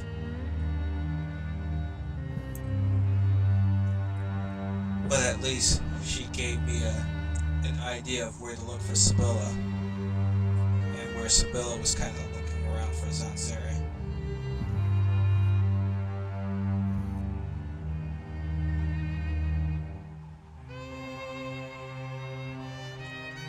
Definitely say heading towards Casper's Ferry will probably be the next direction. Will it be okay with the weather being what it is to go out into the weather with to this ferry? You guys look out of the closest of the leaded glass windows, and you see that just the raindrops are hitting it at a breakneck pace. The traveling is going to be long. The travel is going to be muddy. The travel is going to be absolutely brutal. It'll be uncomfortable, but you guys are here for a friend and a companion seeking your help. Well, I'm glad I have a nice warm bed tonight. Then after that, if we decide to go, be ready for a very wet trip indeed. I think we can handle a bit of rain. We've handled worse. Exactly. As long as we don't get eaten while we're sleeping again, I'm pretty sure we'll be just fine. I'm sure we can all, kind of crump up into the carts if we have to keep warm at night. We have a couple tents. I mean, I have a tent. Drummond has a tent. Yeah, the wind and the rain don't blow it away. I have a tent. That's true. Oh yeah, Zarek has a tent. And I'm happy to make dinner tonight too. Oh, don't come anywhere near my food. I think she'll be making her own food from now on. That's my very tasteless food. Dalian, you look as out of the corner of your eye, you catch them both sort of stand up. You see them start to put things away on the table back into their packs. You watch as Rose comes up and hands each of them a key. Elytrana sort of stalks up down the hallway. And you watch as Harker kind of turns around, looks at you and smiles, and he gives you a wink. And he blows you a kiss. Sleeping with her, man. He's sleeping with her. And that's where we're going to end it for today.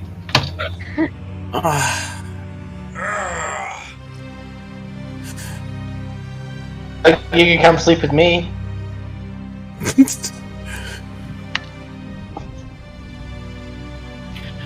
Well, it only took me 4 hours, but I finally got the Windows machine fixed. Yay! Nice.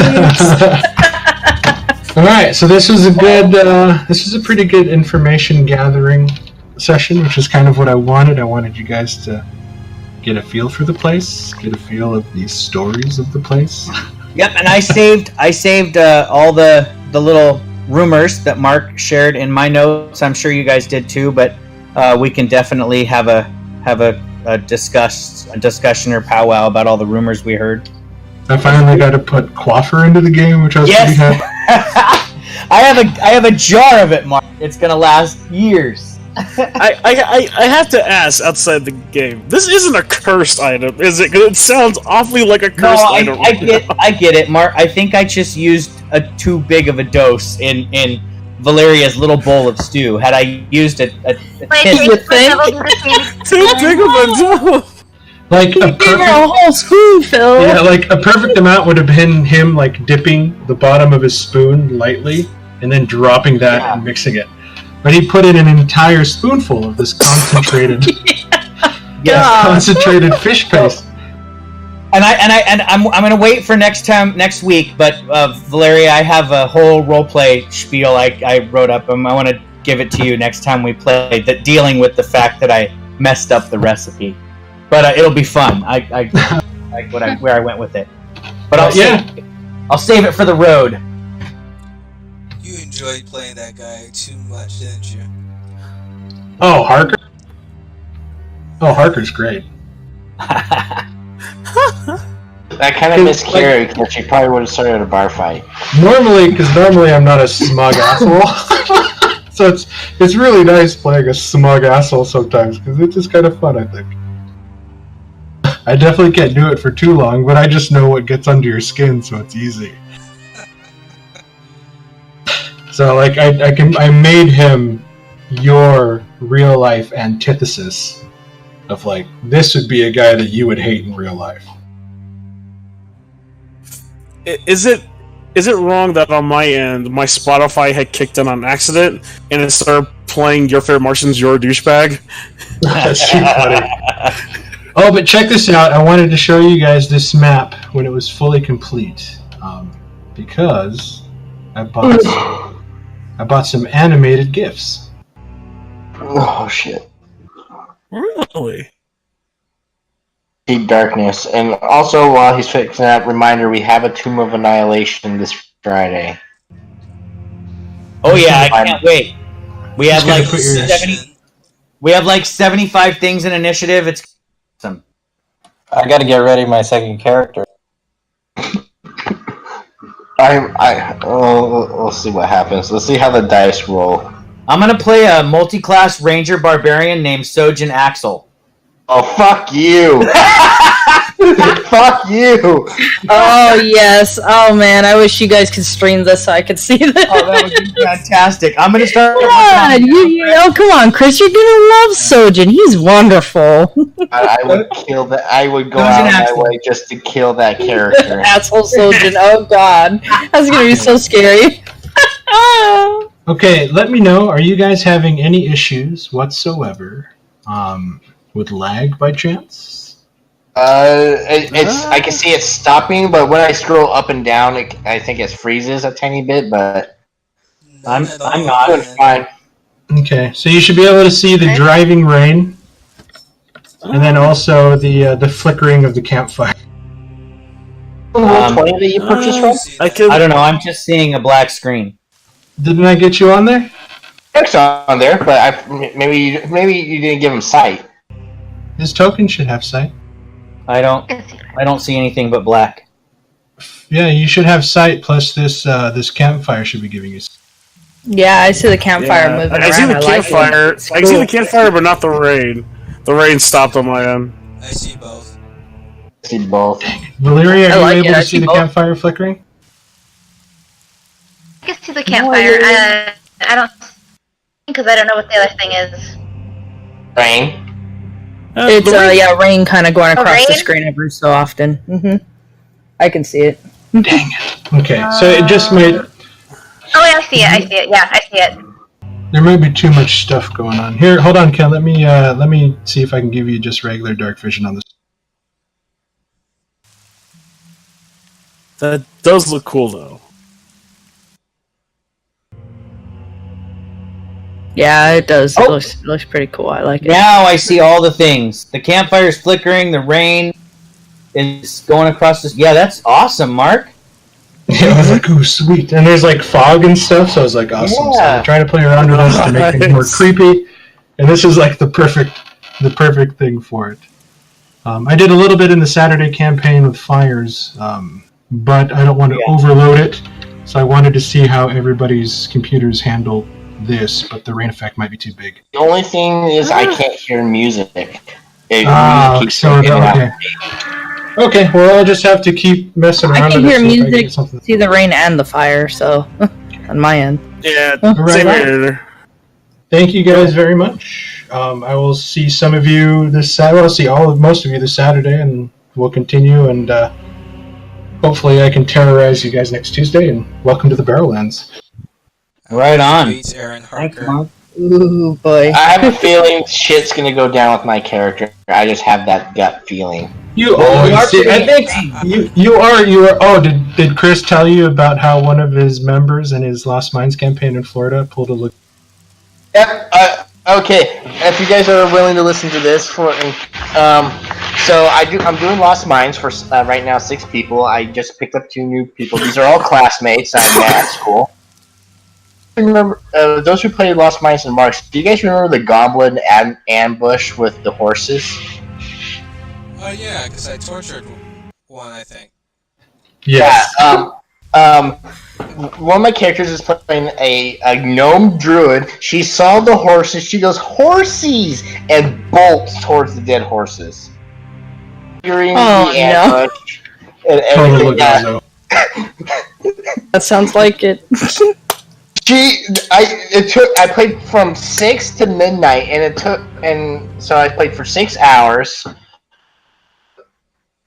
they got their asses handed to them by 4 goblins, but then they started a bar fight with the 4 red brand kicked the ruffians' ass. I couldn't roll for shit. Nice. Right on, guys. Have a good rest of your night. Thank you, everybody. All right, you too. Good night, Talk to everybody. you later. Have a good Bye. night. No, no. Love you all.